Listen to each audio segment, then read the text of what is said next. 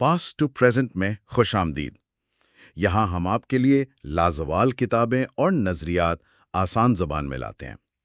یہ گفتگو اے آئی کی مدد سے تیار کی گئی ہے، اس لیے ممکن ہے کہ کچھ الفاظ یا انداز بیان میں شاید تھوڑی بہتری کی گنجائش ہو۔ ہمارا مقصد بہرحال پیچیدہ تحریروں کو سمجھنے میں آسان بنانا ہے۔ آج ہم یووال نو ہراری کے مشہور زمانہ کتاب Sapiens a brief history of humankind کے کچھ بہت ہی دلچسپ حصوں پر بات کرنے والے ہیں۔ جی ہاں، یہ کتاب ہمیں اس سفر پر لے جاتی ہے کہ کیسے انسان، جو کبھی آپ سمجھیں ماحول پر گوریلا یا جیلی فش سے زیادہ اثر نہیں رکھتا تھا، آج اس سیارے کا حاکم بن بیٹھا ہے۔ بالکل۔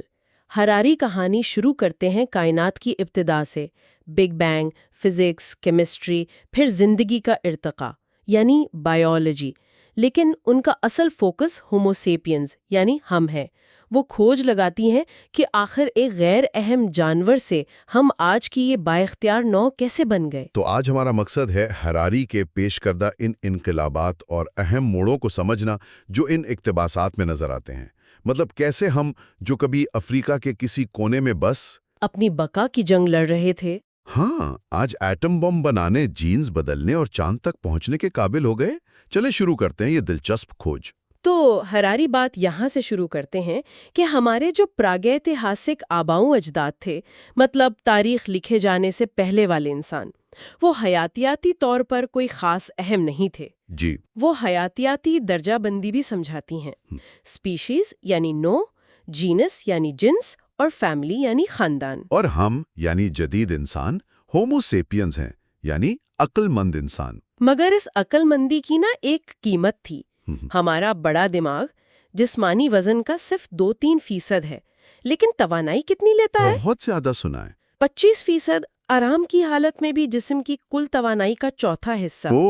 دوسرے بن مانسوں کے مقابلے میں؟ جی، ان کا دماغ صرف 8% توانائی لیتا ہے۔ تو اس کا نتیجہ کیا نکلا؟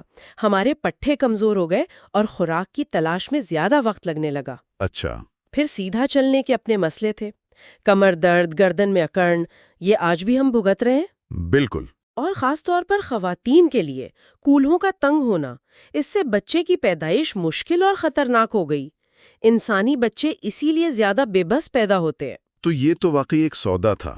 بڑا دماغ ملا تو جسمانی طاقت اور آسانی گئی۔ جی، ہراری یہاں آگ کے استعمال، خاص کر کھانا پکانے کو بھی بہت اہمیت دیتے ہیں، ہے نا؟ بالکل۔ ان کے مطابق اس سے ہماری خوراک کی ویرائٹی بڑھی، کھانے میں وقت کم لگا، اور شاید دانت اور آنتیں چھوٹی ہونے میں مدد ملی۔ اور دماغ بڑا ہونے میں بھی۔ یہ ممکن ہے، مطلب جو توانائی ہاضمے سے بچی وہ دماغ کو ملی۔ ہراری یہ بھی یاد دلاتی ہیں کہ ہم سیپینز اکیلے نہیں تھے۔ ہاں، نیانڈرتھالز، ڈینیسووان اور بھی تھے۔ جی، کئی انسانی انواع ساتھ بستی تھیں، اور جینیاتی شواہد یہ بتاتے ہیں کہ کبھی کبھار ان میں افزائش نسل بھی ممکن تھی، حالانکہ وہ الگ الگ انواع تھیں۔ تو پھر باقی سب کہاں گئیں؟ یہ بڑا سوال ہے۔ جی بالکل، یہ سب سے بڑا سوال ہے۔ نیانڈرتھال کے غائب ہونے پر 2 تھیوریز ہیں۔ ایک تو یہ کہ وہ آہستہ آہستہ سیپینز میں مطلب گل مل گئے۔ اچھا۔ دوسرا نظریہ جسے ہراری زیادہ وزن دیتی ہیں وہ یہ ہے کہ سیپینز نے ان کا خاتمہ کیا۔ خاتمہ؟ مطلب؟ وہ اسے تاریخ کی پہلی اور سب سے اہم نسلی صفائی مہم کہتی ہیں۔ وہ کہتی ہیں کہ برداشت شاید کبھی سیپینز کی خاصیت رہی ہی نہیں۔ اوہ، یہ تو بہت سخت بات ہے۔ ہے، لیکن غور طلب ہے۔ تو پھر وہ کیا چیز تھی جس نے سیپینز کو اتنا غالب بنا دیا؟ باقی سب ختم ہو گئے، ہم رہ گئے؟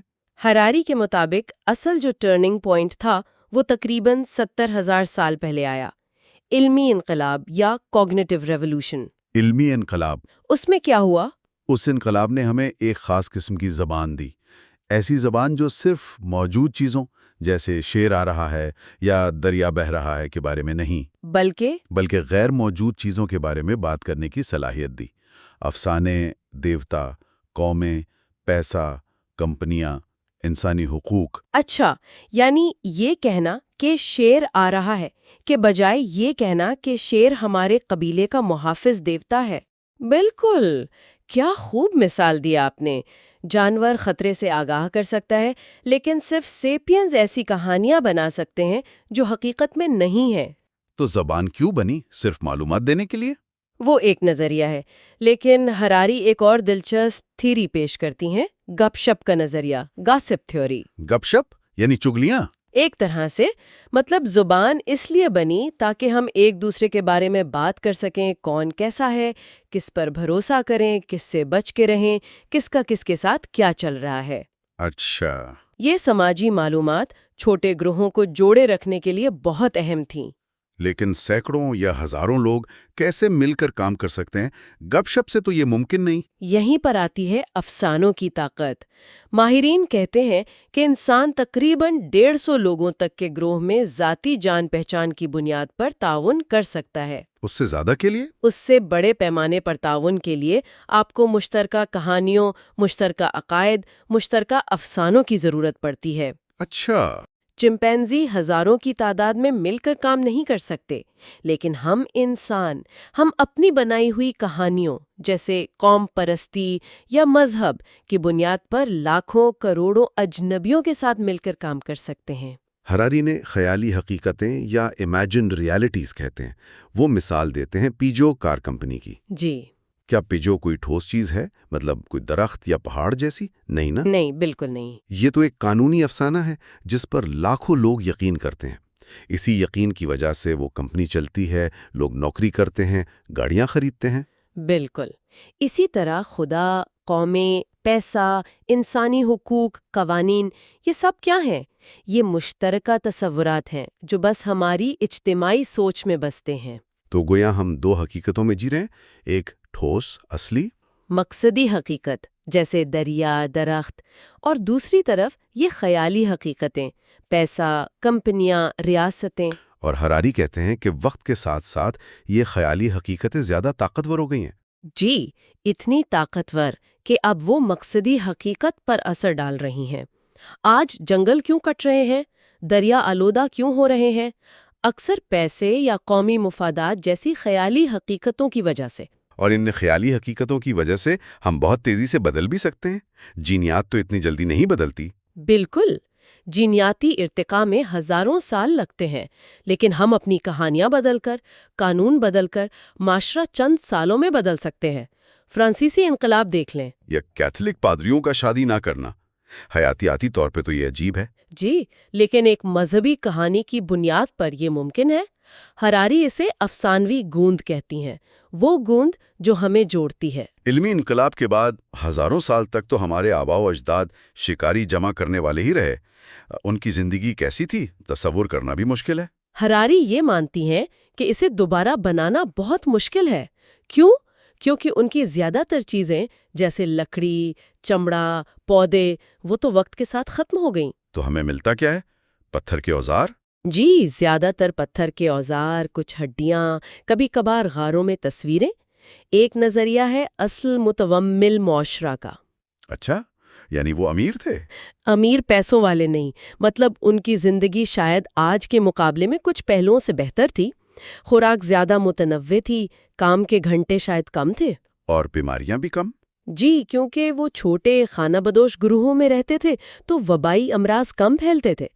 ہراری تو مذاق میں کہتی ہیں کہ 30,000 سال پہلے کا شکاری شاید آج کے فیکٹری مزدور سے زیادہ دلچسپ زندگی گزارتا تھا۔ لیکن کیا یہ واقعی اتنی اچھی زندگی تھی؟ کوئی منفی پہلو نہیں تھا؟ نہیں، ہراری تصویر کا دوسرا رخ بھی دکھاتی ہیں۔ قحط کا خطرہ تو تھا ہی، بچوں کی موت کی شرح بہت زیادہ تھی۔ ایک معمولی چوٹ، ہڈی ٹوٹ گئی تو بس موت۔ سماجی دباؤ بھی شدید ہو سکتا تھا۔ کچھ شواہد ایسے بھی ہیں کہ کبھی بوڑھے یا معذور لوگ جو گروہوں کا ساتھ نہ دے پاتے انہیں پیچھے چھوڑ دیا جاتا یا مار دیا جاتا۔ جی، ہراری کچھ مثالیں دیتی ہیں جیسے پیراگوئے کے اچھے قبیلے کی۔ تو یہ کوئی جنت نہیں تھی۔ ان کے عقائد کیسے تھے؟ کیا وہ خدا کو مانتے تھے؟ شاید ویسے نہیں جیسے آج ہم سمجھتے ہیں۔ ہراری کا خیال ہے کہ ان میں جاندار پرستی یا اینیمزم عام تھی۔ اینیمزم؟ وہ کیا ہوتا ہے؟ یعنی یہ یقین کہ صرف انسانوں اور جانوروں میں نہیں بلکہ پودوں، پتھروں، دریاؤں، ہواؤں، سب میں شعور، احساسات اور ارادے ہوتے ہیں اور ان سے بات کی جا سکتی ہے۔ اچھا، یعنی انسان کائنات کا مرکز نہیں تھا؟ بالکل، وہ فطرت کا حصہ تھے۔ اور ان کا سماجی نظام کیا بس چھوٹے خاندان تھے؟ لگتا ہے اس سے زیادہ پیچیدہ تھا۔ روس میں ایک جگہ ہے سنگیر، وہاں 30,000 سال پرانی قبریں ملی ہیں۔ اچھا، جی، ان میں بچوں کو ہاتھی دانت کے ہزاروں موتیوں اور قیمتی چیزوں کے ساتھ دفنایا گیا تھا۔ یہ دکھاتا ہے کہ ان معاشروں میں شاید رتبے، سیاسی تعلقات، عقائد، یہ سب خون کے رشتوں سے آگے کی چیزیں تھیں۔ اور جنگ و امن، کیا وہ لڑتے تھے آپس میں؟ اس پر شواہد ملے جلے ہیں۔ کہیں تشدد کم نظر آتا ہے، کہیں بہت زیادہ، جیسے سوڈان میں جبل صحابہ یا جرمنی میں اوفنٹ غار میں اجتماعی قبریں ملی ہیں جن میں تشدد کے نشانات ہیں۔ تو شاید علاقے اور وقت کے حساب سے فرق تھا۔ لیکن ان شکاری جمع کرنے والوں کا ایک اور زیادہ کہنا چاہیے تاریک پہلو بھی تھا۔ جی ہاں، ہراری اس پر بہت زور دیتی ہیں، فرسٹ ویو ایکسٹنکشن یا پہلی لہر کا خاتمہ۔ وہ کیا تھا؟ جیسے ہی سیپینز افریقہ سے نکل کر دنیا کے دوسرے بر اعظموں میں پھیلے، خاص طور پر آسٹریلیا اور امریکہ، تو کیا ہوا؟ وہاں کے جو بڑے جانور تھے، میگا فونا، ان کی نسلیں تیزی سے ختم ہو گئیں، اور یہ زراعت شروع ہونے سے ہزاروں سال پہلے ہوا۔ کون سے جانور؟ آسٹریلیا کے دیو کامت وومبیٹ، ڈپروٹوڈون، امریکہ کے میمتھ، وہ بڑے زمین پر چلنے والے سست جانور گراؤنڈ سلوتھس، یہ سب سیپینز کے پہنچنے کے کچھ ہی عرصے بعد غائب ہو گئے۔ ہیں؟ یہ تو حیران کن بات ہے۔ ہم تو سمجھتے تھے ماحولیاتی تباہی صنعتی انقلاب کے بعد شروع ہوئی۔ ہراری کا استدلال ہے کہ ہم شروع سے ہی ماحول بدلنے والے ایجنٹ رہے ہیں۔ یہ ہماری موافقت کی صلاحیت بھی دکھاتا ہے۔ ہم نے سائبیریا کی برف سے لے کر ایمیزون کے جنگلوں تک ہر جگہ رہنا سیکھا۔ لیکن اس کی قیمت دوسری انواع نے چکائی۔ بالکل، ہراری تو سیپینز کو حیاتیات کی تاریخ کی سب سے مہلک نوع کہتی ہیں۔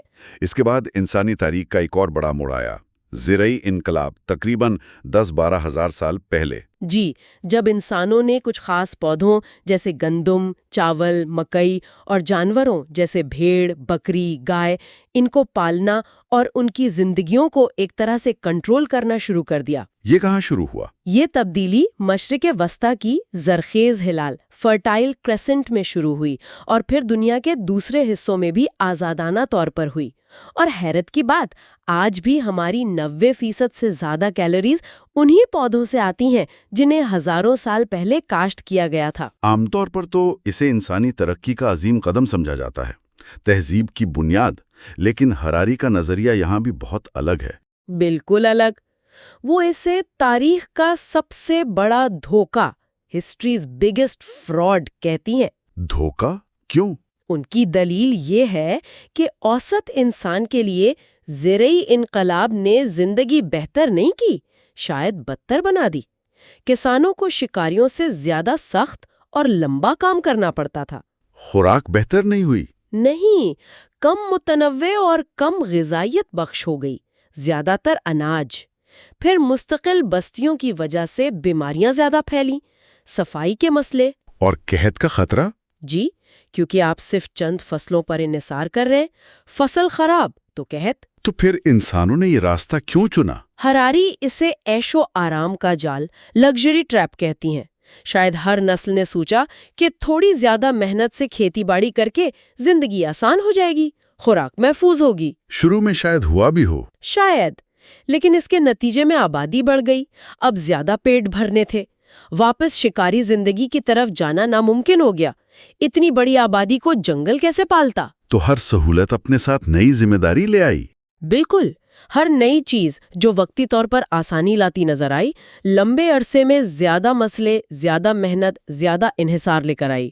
کسانوں کو مستقبل کی فکر رہنے لگی، اناج ذخیرہ کرنا پڑا، جس سے چوروں کا خطرہ بڑھا، تو دیواریں بنانی پڑیں، پہرے دار رکھنے پڑے۔ جی، اور جانوروں کے ساتھ کیا ہوا؟ انہیں پالنے کا عمل کیسا تھا؟ یہ بھی آہستہ آہستہ ہوا۔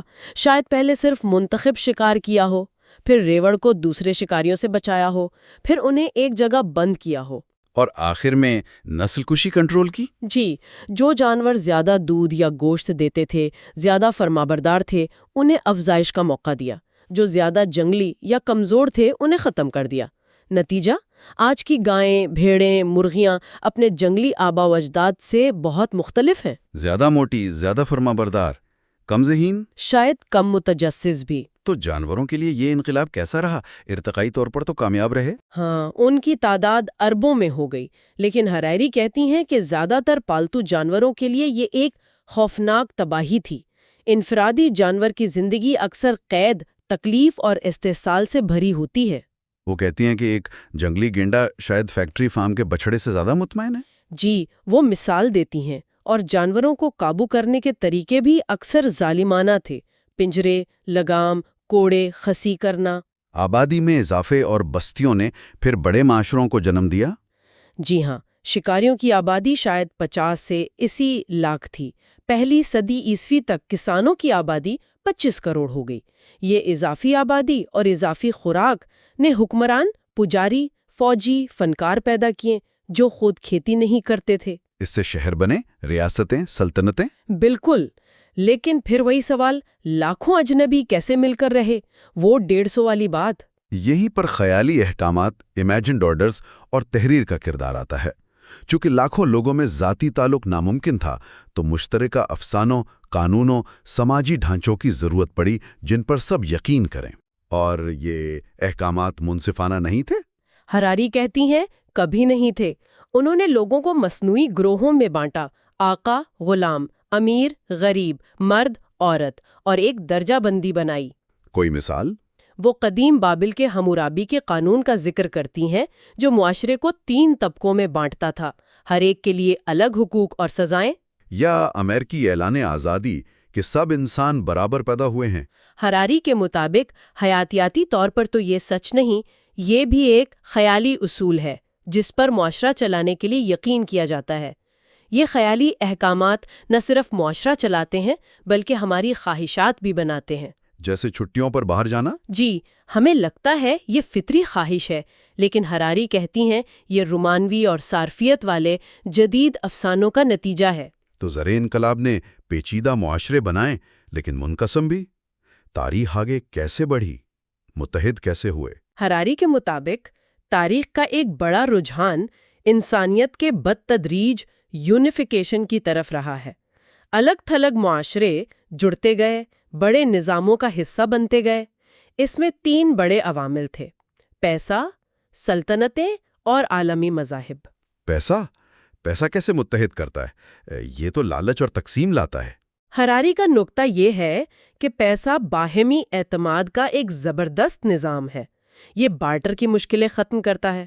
آپ کو کوئی بھی چیز بیچنی ہو، خریدنی ہو، پیسہ بیچ میں آ جاتا ہے۔ اچھا۔ شروع میں سیپیاں، نمک، پھر دھاتیں، سونا چاندی، پھر سکے، نوٹ۔ پیسے کی طاقت یہ ہے کہ یہ ثقافت، مذہب، ریاست سے بالا تر ہو کر کام کرتا ہے۔ 2 دشمن بھی پیسے کے ذریعے تجارت کر سکتے ہیں۔ لیکن اس کا کوئی منفی پہلو؟ جی، ہراری کہتی ہیں کہ یہ اکثر مقامی روایات، انسانی رشتے، اخلاقی اقدار کو کمزور کرتا ہے، کیونکہ یہ ہر چیز کو خرید و فروخت کی چیز بنا دیتا ہے۔ صحیح۔ دوسرا عنصر آپ نے کہا سلطنتیں۔ جی، سلطنتیں بنتی تو اکثر جنگ اور قبضے سے تھیں، لیکن انہوں نے کروڑوں لوگوں کو ایک سیاسی نظام، قانون، زبان، ثقافت کے تحت جوڑا بھی۔ سڑکیں بنائیں، تجارت بڑھائی، فلسفہ، آرٹ، انصاف، خیرات کی سرپرستی بھی کی۔ ان کا ایک ویژن ہوتا تھا۔ ہاں، ایک شاہی ویژن، جیسے سائرس رومی یا چینی بادشاہوں کا، کہ وہ پوری دنیا پر سب کے فائدے کے لیے حکومت کر رہے ہیں اور اپنی اعلیٰ ثقافت پھیلا رہے ہیں۔ اس سے اکثر نئی ملی جلی تہذیبیں بنتی تھیں۔ اور تیسرا عنصر مذہب، خاص طور پر عالمی اور تبلیغی مذہب، جو یہ دعویٰ کرتے تھے کہ ان کا پیغام سب کے لیے ہے اور اسے پھیلانا چاہتے ہیں، جیسے بدھ مت، عیسائیت، اسلام۔ انہوں نے مشترکہ عقائد کی بنیاد پر سلطنتوں سے بھی بڑے پیمانے پر لوگوں کو جوڑا۔ لیکن کیا مذاہب نے لڑوایا نہیں؟ بالکل لڑوایا۔ ہراری خاص طور پر توحید پرستی یعنی ایک خدا کے تصور کے ساتھ عدم برداشت کے مسئلے پر بات کرتی ہیں۔ چونکہ وہ خود کو واحد سچائی مانتے تھے تو اکثر دوسروں کو مسترد کرتے تھے یا ختم کرنا چاہتے تھے۔ اچھا۔ وہ یہ بھی بتاتی ہے کہ کیسے پرانے شرک اور سنویت، ڈیولزم، خیر و شر کے تصورات توحید پرست مذاہب میں بھی کسی نہ کسی شکل میں زندہ رہے، جیسے شیطان کا تصور۔ اور پھر فطری قانون والے مذاہب بھی ہیں جیسے بدھ مت جو دیوتاؤں کے بجائے اصولوں پر زور دیتے ہیں۔ پیسہ، سلطنتیں، مذاہب، اور پھر آیا سائنسی انقلاب۔ یہ سب سے الگ تھا؟ جی، تقریباً 500 سال پہلے ہراری اسے جہالت کا انقلاب کہتی ہیں۔ جہالت کا انقلاب؟ ہاں، کیونکہ اس کی بنیاد اس اعتراف پر تھی کہ ہم نہیں جانتے۔ پرانے نظام سمجھتے تھے کہ سارا اہم علم پہلے سے موجود ہے۔ سائنس نے کہا نہیں، ہمیں بہت کچھ نہیں معلوم اور ہمیں مشاہدے اور تجربے سے نیا علم حاصل کرنا ہے۔ اور اس علم سے طاقت حاصل کرنی ہے؟ بالکل، ریاضی کی زبان استعمال کرنی ہے اور اس علم سے نئی ٹیکنالوجی، نئی طاقتیں حاصل کرنی ہیں۔ ہراری سائنس اور یورپی سامراجیت میں بھی گہرا تعلق بتاتے ہیں۔ جی ہاں، وہ کہتی ہیں دونوں کی ذہنیت ایک جیسی تھیں۔ دونوں نے اپنی لا علمی مانی، ہمیں نہیں معلوم سمندر پار کیا ہے۔ دونوں نئی دنیایں کھوجنا اور ان پر قابو پانا چاہتے تھے، اور دونوں کو یقین تھا کہ نیا علم طاقت دے گا۔ کیپٹن کک کی مثال دی جاتی ہے؟ جی، جو سائنسی کھوج اور برٹش سلطنت کی توسیع دونوں کے لیے نکلا تھا۔ یورپیوں کے نقشوں میں خالی جگہیں تھیں اور وہ انہیں بھرنے اور فتح کرنے نکلے۔ اور اس سب کو طاقت کہاں سے ملی؟ پیسہ کہاں سے آیا؟ سرمایہ داری، کیپٹلزم سے۔ ہراری اسے بھی ایک قسم کا مذہب مانتی ہیں جس کا بنیادی عقیدہ ہے ترقی۔ اس کا اصول کیا ہے؟ مستقبل پر اعتماد، یعنی کریڈٹ۔ ماضی میں لوگ سمجھتے تھے دولت محدود ہے، قرض دینا لینا خطرہ ہے۔ سرمایہ داری نے کہا نہیں، مستقبل بہتر ہوگا، ترقی ہوگی، آج قرض لے کر لگاؤ، کل زیادہ کما کر واپس کرو۔ اور منافع کو عیاشی میں نہیں اڑانا؟ نہیں، منافع کو دوبارہ پیداوار میں لگانا ہے تاکہ اور زیادہ منافع ہو۔ اور سائنس اور سرمایہ داری کا گٹھ جوڑ ہو گیا۔ جی ہاں، یہ بہت طاقتور ملاپ تھا۔ سائنس نے ٹیکنالوجی دی، سرمایہ داری نے پیسہ دیا۔ ڈچ اور برطانوی کمپنیاں جیسے VOC اور ایسٹ انڈیا کمپنی اسی منافع کے اصول پر سلطنتیں چلا رہی تھیں۔ اس کا تاریخ پہلو بھی تھا؟ بہت تاریخ، غلاموں کی تجارت، مزدوروں کا استحصال، سب اسی منافع کی دوڑ کا حصہ تھا۔ پھر آیا صنعتی انقلاب۔ اس نے کیا بدلا؟ اس نے توانائی اور مادے کا استعمال بدل دیا۔ بھاپ، بجلی، تیل نے جانوروں اور انسانوں کی جگہ لے لی۔ نئے مٹیریل آئے، پلاسٹک، ایلومینیم، بڑے پیمانے پر پیداوار شروع ہوئی اور ساتھ ہی صارفیت کا کلچر۔ یعنی زیادہ چیزیں خریدو، زیادہ خوش رہو۔ بالکل۔ اس کا سماج پر کیا اثر پڑا؟ خاندان پر؟ بہت گہرا۔ ہراری کہتی ہیں کہ اس نے ہزاروں سال پرانے خاندانی اور کمیونٹی کے ڈھانچے کو کمزور کر دیا جو زراعت کے دور میں اہم تھے۔ ان کی جگہ لی ریاست اور مارکیٹ نے۔ ریاست اور مارکیٹ نے؟ جی، ریاست میں تعلیم، صحت، پینشن سنبھالی۔ مارکیٹ نے ضروریات اور خواہشات پوری کرنے کا ذمہ لیا۔ لوگوں کو جوڑنے کے لیے نئی خیالی کمیونٹیز بنی، جیسے قوم، جس کے لیے لوگ مرنے مارنے کو تیار ہیں۔ ہاں، حالانکہ لاکھوں ہم وطنوں سے کبھی ملے نہیں ہوتے۔ اور دوسری کمیونٹی بنی صارف قبیلے کی، جو مشترکہ برانڈز کی بنیاد پر بنتی ہے۔ تبدیلی اتنی تیز ہو گئی کہ معاشرہ مستقل انقلاب میں آ گیا۔ اتنی طاقت کے ساتھ کیا ہم پرامن ہوئے؟ جنگیں کم ہوئیں؟ یہ ایک عجیب بات ہے۔ پچھلی کچھ دہائیوں میں بڑی طاقتوں میں جنگیں کم ہوئی ہیں۔ ہراری اسے پیکس ایٹومیکا کہتی ہیں، پاکن ہو گئی ہیں ایٹمی ہتھیاروں کی وجہ سے، اور اتنی کم منافع بخش کہ اس کا جواز کم ہو گیا ہے۔ عالمی معیشت کا آپس میں جڑا ہونا بھی ایک وجہ ہے۔ آخر میں ہراری مستقبل کو دیکھتے ہیں اور گلگامش پروجیکٹ کا ذکر کرتے ہیں۔ یہ کیا چیز ہے؟ یہ موت پر قابو پانے کی جدید سائنسی کوشش ہے۔ قدیم بادشاہ گلگامش امر ہونا چاہتا تھا۔ آج سائنس بھی یہی کر رہی ہے، کسی نہ کسی طرح۔ کیسے؟ مضبوط بنانا، محدوم جانوروں کو زندہ کرنا۔ جی وہ بھی، اور سائبرگ ٹیکنالوجی، انسان اور مشین کا ملاپ۔ یہ تو سائنس فکشن والی باتیں ہیں، کیا یہ سچ میں ہو رہا ہے؟ ہراری کہتی ہیں اب یہ فکشن نہیں رہا۔ مصنوعی کان والے چوہے، انسولین بنانے والے بیکٹیریا، دماغ سے چلنے والے بازو، یہ سب حقیقت ہے۔ سوال یہ نہیں کہ کیا ہم کر سکتے ہیں، سوال یہ ہے کہ کیا ہمیں کرنا چاہیے۔ کیا ہم سپر ہیومن بنائیں گے؟ کیا یہ صرف امیروں کے لیے ہوگا؟ یہی تو سوالات ہیں۔ کیا ہم ایسی مخلوق بنا دیں گے جو قابو سے باہر ہو جائے، جیسے فرینکنسٹائن؟ تو کیا اسے روکا جا سکتا ہے؟ ہراری کہتی ہیں بہت مشکل ہے، کیونکہ یہ منصوبے جڑے ہیں بیماریوں کے علاج سے، عمر بڑھانے سے، زندگی بچانے سے؟ کون نہیں چاہے گا الزائمر کا علاج؟ کون پیاروں کی عمر لمبی نہیں کرنا چاہے گا؟ یہ گلگامش پروجیکٹ ہے۔ تو آج ہم نے سیپینز کے ان اقتباسات سے ہراری کے کچھ واقعی دماغ گھما دینے والے نکات دیکھے۔ علمی انقلاب جس نے افسانوں کی طاقت دی، زرعی انقلاب جو شاید ایک جال تھا، پیسہ، سلطنتیں، مذاہب جنہوں نے جوڑا بھی اور توڑا بھی، اور سائنسی و صنعتی انقلابات جنہوں نے ہمیں دیوتاؤں جیسی طاقت دی تھی۔ لیکن شاید ذمہ داری نہیں۔ بالکل۔ ہراری کا جو مرکزی خیال ان سب میں چلتا ہے وہ یہ ہے کہ ہماری کامیابی کا راز حقیقت کو سمجھنے میں اتنا نہیں جتنا مشترکہ افسانوں پر یقین کرنے کی صلاحیت میں ہے۔ اسی سے ہراری کی کتاب سیپینز کے دوسرے حصے پر بات کر رہے ہیں۔ یہ وہ حصہ ہے جو انسانی تاریخ کے ایک بہت بڑے موڑ پر مرکوز ہے۔ جی بالکل۔ آج ہم خاص طور پر اس دور کا جائزہ لیں گے جسے ہراری زرعی انقلاب کہتے ہیں، یعنی وہ وقت جب انسانوں نے آپ کہہ لیں شکار اور جمع کرنے والا طرز زندگی چھوڑا اور کھیتی باڑی شروع کی۔ اور ہراری کے مطابق یہ جو تبدیلی تھی جو کوئی 12,000 سال پہلے شروع ہوئی، یہ اتنی سیدھی سادی یا ہمیشہ مثبت نہیں تھی جتنا ہم عام طور پر سمجھتے ہیں۔ جی ہاں، تو ہم ان کے تجزیے کو 4 خاص ابواب کے ذریعے سمجھنے کی کوشش کریں گے۔ ٹھیک ہے، تو آئیے باب 5 سے شروع کرتے ہیں۔ اس کا عنوان ہی بڑا چونکانے والا ہے، تاریخ کا سب سے بڑا دھوکہ۔ یہ تو بہت بڑا دعویٰ ہے، کیا مطلب اس کا؟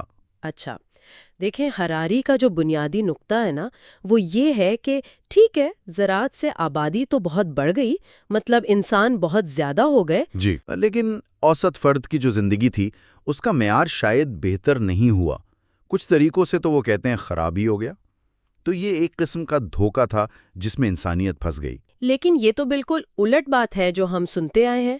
ہمیں تو یہی بتایا جاتا ہے کہ بھئی زراعت تو ایک عظیم پیش رفت تھی، اس سے خوراک ملی، تہذیب بنی، تو ہراری یہ کیوں کہہ رہے ہیں کہ یہ دھوکہ تھا؟ اور یہ کہ شکاری اور جمع کرنے والے زیادہ بہتر حالت میں تھے؟ جی، وہ کئی وجوہات بتاتے ہیں۔ ایک تو یہ کہ شکاریوں کی جو خوراک تھی نا وہ اکثر زیادہ متنوع ہوتی تھی، مطلب بیلنسڈ ہوتی تھی۔ وہ طرح طرح کے پودے، جانور، پھل سب کھاتے تھے۔ اچھا، جبکہ جو ابتدائی کسان تھے وہ چند بنیادی فصلوں پر جیسے گندم یا چاول ان پر بہت زیادہ انحصار کرنے لگے۔ اس سے پھر غذائیت کی کمی کا خطرہ پڑ گیا۔ اور پھر کھیتی باڑی کا کام بذات خود بہت سخت تھا، مطلب ہل چلانا، بیج بونا، پانی دینا، پھر فصل کاٹنا، یہ بہت وقت لیتا تھا اور محنت طلب تھا۔ شکاریوں کے مقابلے میں کسانوں کو اکثر زیادہ گھنٹے کام کرنا پڑتا تھا۔ جمع ہونے کے بھی تو نقصانات ہوئے ہوں گے نا، جیسے بیماریاں وغیرہ؟ بالکل بالکل، مستقل بستیاں بن گئیں، زیادہ لوگ ایک جگہ رہنے لگے تو اس سے متعدی بیماریوں کا پھیلاؤ بہت آسان ہو گیا۔ صحیح۔ شکاری تو چھوٹے چھوٹے الگ الگ گروہوں میں رہتے تھے، لیکن کسانوں کے گاؤں تو بیماریوں کے لیے آپ سمجھیں ایک طرح سے ہاٹ بیڈ بن گئے، اور قحط کا خطرہ بھی بڑھ گیا۔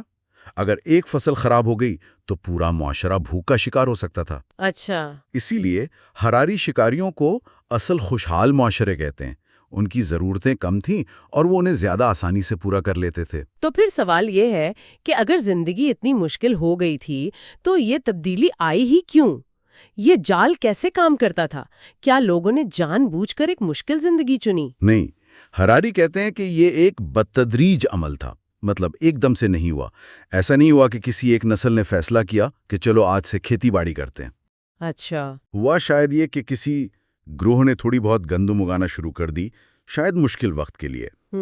اس سے آبادی تھوڑی سی بڑھ گئی، اگلی نسل نے اس پر تھوڑا اور انحصار کیا، اور آہستہ آہستہ وہ واپسی کا راستہ بند ہوتا گیا۔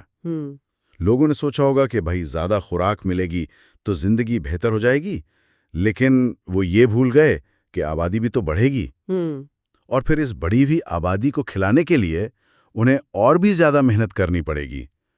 تو یہ ایک طرح کا جال بن گیا جس سے نکلنا مشکل ہو گیا۔ اچھا، تو ایک طرح سے جی، ہراری تو یہاں تک کہتے ہیں کہ گندم نے انسانوں کو پالتو بنا لیا، نہ کہ انسانوں نے گندم کو۔ واہ، یہ تو بہت ہی دلچسپ بات ہے۔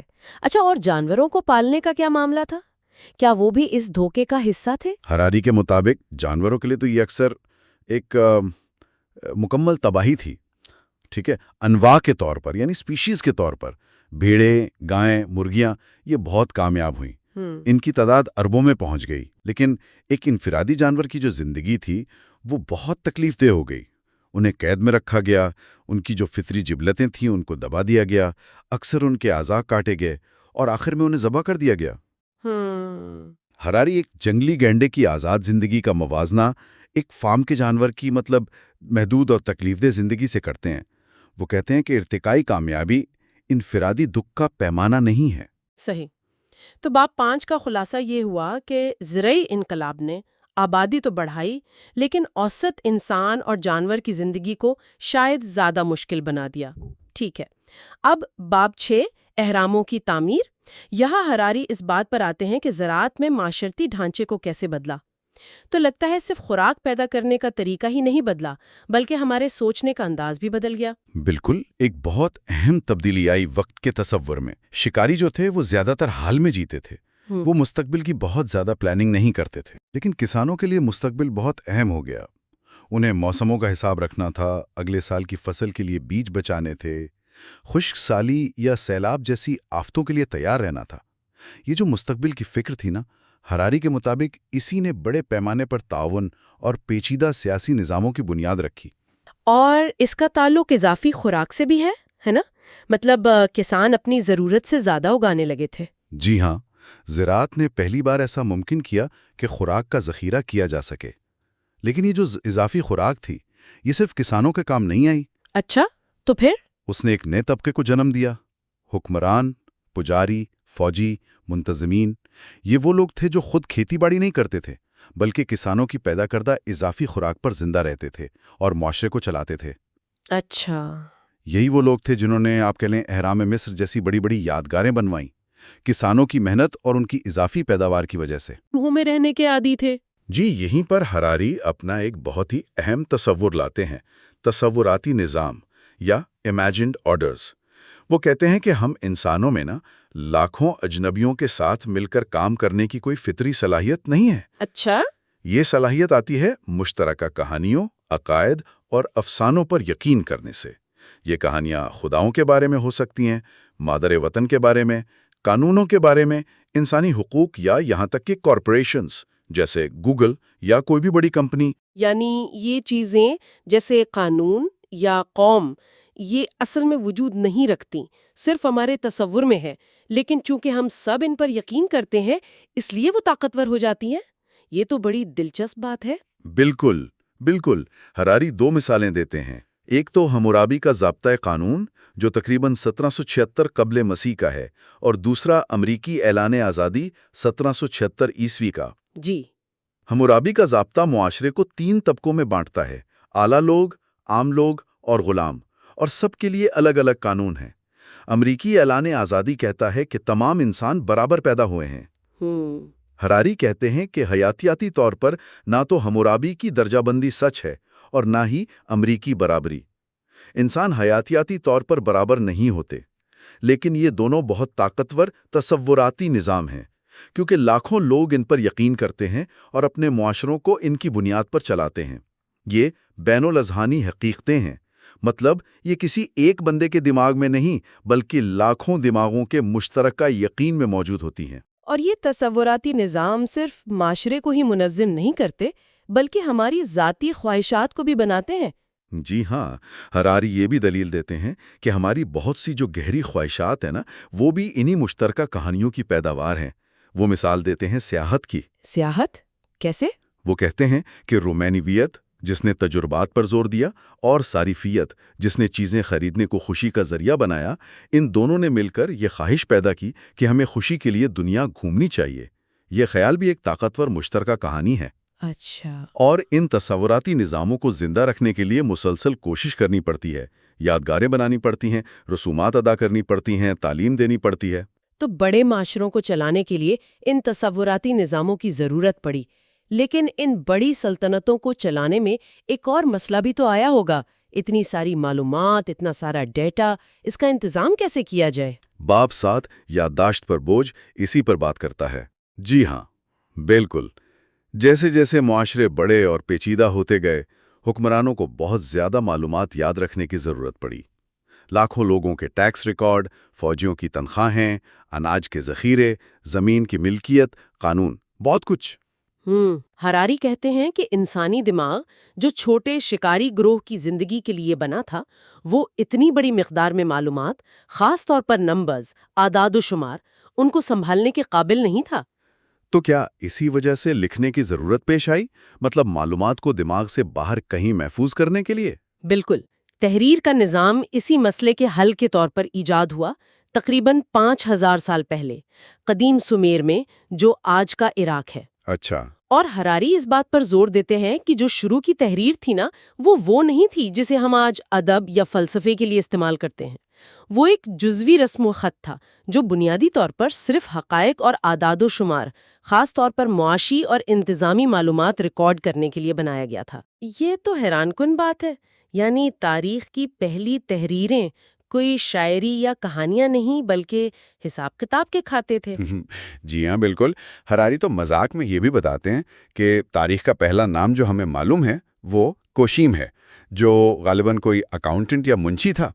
और सबसे पुरानी जो तहरीरें मिली हैं वो कुछ ऐसी हैं कि 29,086 पैमाने, जौं, 37 महीने, कोशीम। मतलब बुनियादी तौर पर ब्यूरोक्रेसी और हिसाब किताब की ज़रूरतों ने तहरीर को जन्म दिया। और फिर आहिस्ता आहिस्ता ये मुकम्मल रस्मुल ख़त में बदला होगा। जी, वक्त के साथ साथ ये जुज़वी रस्मुल ख़त मुकम्मल रस्मुल ख़त बन गया, जो इंसानी ज़ुबान की सारी बारीकियों को ज़ाहिर कर सकता था। और इसी से फिर अदब, तारीख़, साइंस, कानून, इन सब की तरक्की मुमकिन हुई। लेकिन तहरीर ने एक नया मसला भी तो पैदा किया होगा। मालूमात को ज़ख़ीरा करना तो आसान हो गया, लेकिन उसे ढूंढना कैसे था? बिल्कुल सही। इंसानी दिमाग तो मालूमात को आज़ादाना तौर पर जोड़कर याद रखता है ना, लेकिन एक बड़ी सल्तनत या ब्यूरोक्रेसी को चीज़ों को तरतीब से रखने की ज़रूरत होती है। फाइलें, कैटलॉग, लाइब्रेरियाँ। तो हरारी ये कह रहे हैं कि तहरीर और मालूमात को मुनज़्ज़म करने के इन नए तरीक़ों ने सिर्फ हमारे काम करने का अंदाज़ नहीं बदला, बल्कि हमारे सोचने का अंदाज़ भी बदल दिया। जी हाँ, ये एक बहुत अहम नुक्ता है। वो ये तजवीज़ करते हैं कि तहरीर और ख़ास तौर पर चीज़ों को कैटलॉग और फाइलों में बांटने की ज़रूरत ने हमें ज़्यादा जामे यानी होलिस्टिक सोच से हटाकर ज़्यादा टुकड़ों में बटी हुई ब्यूरोक्रेटिक अंदाज में सोचने की तरफ धकेल दिया। अच्छा, यानी हम चीज़ों को खानों में डाल के सोचने लगे। कुछ ऐसा ही। और आज तो आप देखें, रियाजियाती रस्मुल ख़त, ख़ास तौर पर बाइनरी कोड जो कंप्यूटर चलाता है, ये एक गालिब आलमी ज़बान बन चुका है। साइंस, माइशत, हुकूमत सब इसी पर चल रहे हैं, और ये हमारे डेटा पर मबनी माशरे को मज़ीद तश्कील दे रहा है। ये वाकई गहरी बात है कि हमारे औजार खुद हमारे जहनों को बदल देते हैं। अच्छा, अब आखिरी बाब जिस पर हम आज बात करेंगे, बाब 8, तारीख में कोई इंसाफ नहीं। ये हमें वापस उन तसव्वुराती निज़ामों की तरफ लाता है जिनका हमने जिक्र किया था। हरारी कहते हैं कि इन निज़ामों ने, जिन्होंने बड़े माशरों को मुमकिन बनाया, तकरीबन हमेशा गैर मुनसिफाना दर्जा बंदियां भी पैदा कीं। बिल्कुल। ज़राअत और तहरीर ने पेचीदा मुआशरे तो बना दिए, लेकिन ये मुआशरे तकरीबन हमेशा गैर मसावी थे। हरारी मुख्तलिफ किस्म की दर्जाबंदियों की मिसालें देते हैं जो तारीख में रही हैं, जैसे कदीम बाबिल में आज़ाद मर्द, आम लोग और ग़ुलाम, हिंदुस्तान में ज़ात-पात का निज़ाम, अमरीका में नस्ल की बुनियाद पर दर्जाबंदी। तकरीबन हर मुआशरे में अमीर और गरीब का फ़र्क, और सबसे ज़्यादा फैली हुई दर्जाबंदी यानी जिन्स की बुनियाद पर मर्दों और औरतों के दरमियान फ़र्क, जिसे हम पदराना निज़ाम कहते हैं। और इन तमाम दर्जाबंदियों में मुश्तरक बात यह है कि जो लोग इन्हें कायम करते हैं वो ये दावा करते हैं कि ये फितरी हैं, कुदरती हैं या खुदा की मर्जी है। वो ये नहीं मानते कि ये सिर्फ इंसानों की बनाई हुई कहानियां हैं। जी, यही हरारी का मरकज़ी नुक्ता है। हर तसव्वुराती दर्जाबंदी कोशिश करती है कि वो अपने अफसानवी यानी मन घड़त माखज़ को छुपाए और ख़ुद को फितरी, नागज़ीर और हयातियाती या इलाही कवानीन पर मबनी करार दें। जैसे अरस्तू ने कहा कि कुछ लोग फितरी तौर पर ग़ुलाम होते हैं। बिल्कुल। या जैसे अमरीकी नस्ल परस्तों ने अफ्रीकी नस्ल के लोगों के कमतर होने के साइंसी सबूत देने की कोशिश की। हिंदू मत में ज़ात-पात को कायनाती निज़ाम का हिस्सा समझा गया। हरारी तनकीद करते हैं कि आज भी बहुत से मगरबी मुआशरों में लोग नस्ल परस्ती पर तो बहुत बात करते हैं, लेकिन अमीर और गरीब के फ़र्क को काफ़ी हद तक कबूल कर लेते हैं। گویا یہ محنت اور قابلیت کا فطری نتیجہ ہے، حالانکہ حقیقت میں دولت کا تعلق اکثر پیدائشی حالات سے ہوتا ہے، بالکل ویسے ہی جیسے نسل یا ذات کا ہوتا تھا۔ ان درجہ بندیوں کو قائم رکھنے کے لیے کون سے طریقے استعمال کیے جاتے ہیں؟ ہراری پاکیزگی اور آلودگی یعنی پیورٹی اور پولوشن کے تصورات کا ذکر کرتے ہیں۔ جی، یہ بہت طاقتور سماجی اوزار ہیں۔ بہت سی ثقافتوں نے کچھ خاص گروہوں کو ناپاک یا آلودہ قرار دے کر انہیں معاشرے سے الگ تھلگ رکھا ہے۔ اچھا، ہندوستان میں اچھوت سمجھی جانے والی ذاتوں کے ساتھ جو سلوک ہوا، یا یورپ میں یہودیوں یا روما کو بیماری پھیلانے والا سمجھا گیا، یا نسل پرستانہ نظریات جو کسی خاص نسل کو ناپاک قرار دیتے ہیں، یہ سب اسی کی مثالیں ہیں۔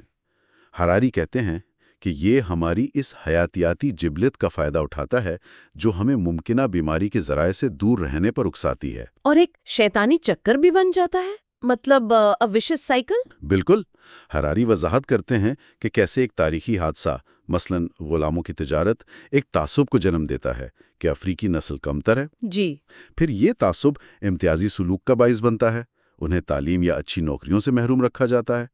پھر اس امتیازی سلوک کی وجہ سے جو حالات پیدا ہوتے ہیں، غربت، کم تعلیم، انہیں اصل تعصب کو ثابت کرنے کے لیے استعمال کیا جاتا ہے۔ دیکھو، یہ واقعی کمتر ہے۔ اس طرح درجہ بندی خود کو مضبوط کرتی رہتی ہے۔ بہت خوب۔ اچھا، جنس کی بنیاد پر جو درجہ بندی ہے یعنی پیدرانہ نظام، اس کے بارے میں ہراری کیا کہتے ہیں؟ یہ تو تقریباً ہر معاشرے میں پایا گیا ہے، کیا اس کی کوئی حیاتیاتی بنیاد ہے؟ ہراری پیدرانہ نظام کی اس عالمگیریت کو ایک بہت بڑا معمہ سمجھتے ہیں۔ وہ مردوں اور عورتوں کے درمیان حیاتیاتی فرق یعنی سیکس کو تو مانتے ہیں، لیکن وہ دلیل دیتے ہیں کہ جسے ہم مردانہ اور زنانہ خصوصیات یا کردار یعنی جنڈر سمجھتے ہیں، وہ زیادہ تر ثقافتی طور پر بنائے گئے ہیں، حیاتیاتی طور پر طے شدہ نہیں۔ تو وہ جو عام وضاحتیں دی جاتی ہیں، جیسے مردوں کی زیادہ جسمانی طاقت یا زیادہ جارحیت، انہیں وہ کیوں ناکافی سمجھتے ہیں؟ وہ ان وضاحتوں کا جائزہ لیتے ہیں لیکن انہیں غیر قائل پاتے ہیں۔ وہ کہتے ہیں کہ جسمانی طاقت ہمیشہ سماجی طاقت نہیں بنتی۔ ایک کمزور بوڑھا بادشاہ بہت سے طاقتور جوانوں پر حکومت کر سکتا ہے۔ تاریخ میں عورتیں بھی تو کھیتوں میں سخت جسمانی مشقت کرتی رہی ہیں۔ صحیح۔ جاریت کے معاملے میں وہ کہتے ہیں کہ جنگوں اور قیادت کے لیے تعاون اور مفاہمت کی صلاحیت بھی اتنی ہی اہم ہوتی ہے جتنی جاریت۔ وہ جانوروں کی دنیا سے بھی مثالیں دیتے ہیں، جیسے ہاتھی، جہاں مادہ جانور گروہ کی قیادت کرتی ہیں۔ اچھا، تو ہراری کا نتیجہ یہ ہے کہ پیدرانہ نظام کی جڑیں بہت گہری اور پیچیدہ ہیں، لیکن اس کی وضاحت صرف سادہ حیاتیاتی دلائل سے نہیں ہو سکتی۔ زیادہ تر صنفی کردار ثقافت میں بنائے ہیں۔ تو اگر یہ تمام درجہ بندیاں، ذات، نسل، دولت، جنس، یہ سب تصوراتی ہیں اور فطری نہیں، تو کیا اس کا مطلب ہے کہ تاریخ میں کوئی انصاف ممکن ہی نہیں؟ کیا ہم ان غیر منصفانہ نظاموں میں بس پھنسے ہوئے ہیں؟ یہاں ہراری ایک آپ کہہ لیں امید کی کرن دکھاتے ہیں۔ وہ کہتے ہیں کہ اگرچہ یہ تصوراتی نظام اور درجہ بندیاں بہت طاقتور ہوتی ہیں، لیکن یہ پتھر کی لکیر نہیں ہے۔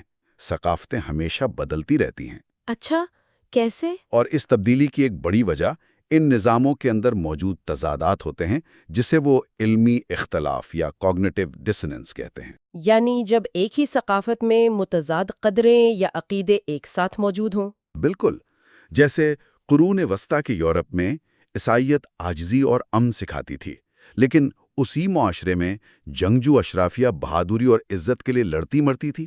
یا آج کل مغربی معاشرے آزادی اور برابری دونوں کی قدر کرتے ہیں، لیکن ان دونوں میں اکثر کھینچا تانی رہتی ہے۔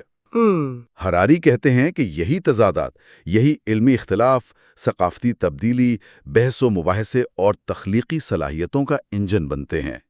لوگ ان تضادات کو حل کرنے کی کوشش کرتے ہیں اور اسی کوشش میں معاشرہ بدلتا رہتا ہے۔ تو خلاصہ یہ ہوا کہ زرعی انقلاب ہراری کے تجزیے کے مطابق ایک بہت ہی پیچیدہ دو دھاری تلوار جیسا واقعہ تھا۔ اس نے انسانی آبادی کو بے تحاشا بڑھایا، شہر، ریاستیں، تحریر، عظیم تعمیرات، یہ سب ممکن بنایا، جی، لیکن اس کی قیمت اوسط فرد اور جانور نے ادا کی۔ زیادہ سخت محنت، خراب صحت اور ایسی سماجی درجہ بندیوں کا سامنا کرنا پڑا جو انصاف پر مبنی نہیں تھیں بلکہ طاقتور تصوراتی نظاموں یا مشترکہ افسانوں پر قائم تھیں۔ جی، اور یہ درجہ بندیاں چاہے وہ ذات پر ہوں، نسل پر، دولت پر یا جنس پر، خود کو ہمیشہ فطری اور ناگزیر ظاہر کرتی رہیں، حالانکہ وہ ثقافتی ایجادات تھیں۔ یہ واقعی ہمیں ترقی کے اس سادہ سے مثبت تصور پر دوبارہ غور کرنے پر مجبور کرتا ہے۔ ہر قدم آگے کی طرف نہیں تھا، کم از کم ہر ایک کے لیے تو نہیں۔ یقیناً، اور ہراری ہمیں اس گہری سوچ کے ساتھ چھوڑتے ہیں کہ یہ تصوراتی نظام، یہ مشترکہ کہانیاں اور افسانے اگرچہ حقیقی نہیں ہیں، لیکن ناقابل یقین حد تک طاقتور ہیں۔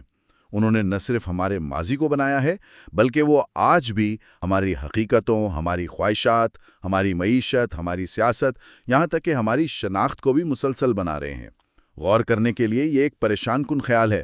اگر ہمارے معاشرتی ڈھانچے، انصاف کے بارے میں ہمارے تصورات، حتیٰ کہ ہماری گہری ترین خواہشات بھی ایسی بنیادوں پر کھڑی ہیں جو ہم نے خود اپنے تخیل سے بنائی ہیں، تو پھر وہ دنیا جس میں ہم رہتے ہیں وہ کتنی حقیقی ہے؟ یہ سوال واقعی سوچنے پر مجبور کرتا ہے۔ بالکل، اور اگلی بار فراہم کردہ مواد کی روشنی میں ہم یہ دیکھیں گے کہ یہ جو مختلف انسانی معاشرے تھے، جو مختلف جی اس حصے میں ہم انسانیت کے اتحاد پر بات کریں گے۔ جی یہ یووال نوآ ہراری کی کتاب سیپینز کے تیسرے حصے کا ایک آپ کہہ لیں گہرا جائزہ ہے۔ بالکل۔ آج ہم یہ سمجھنے کی کوشش کریں گے کہ ہراری کیسے دیکھتے ہیں کہ یہ جو ہزاروں سال پہلے بکھری ہوئی انسانی آبادیاں تھیں، جی جی ایک دوسرے سے بالکل الگ تھلگ، جی وہ آخرکار کیسے ایک عالمی برادری کی طرح بننے لگیں۔ بالکل، اور اس کے لیے ہم خاص طور پر سیپینز کے باب 9 سے 13 دیکھیں گے نا۔ جی ہاں، تاریخ کا تیر، پیسے کی خوشبو،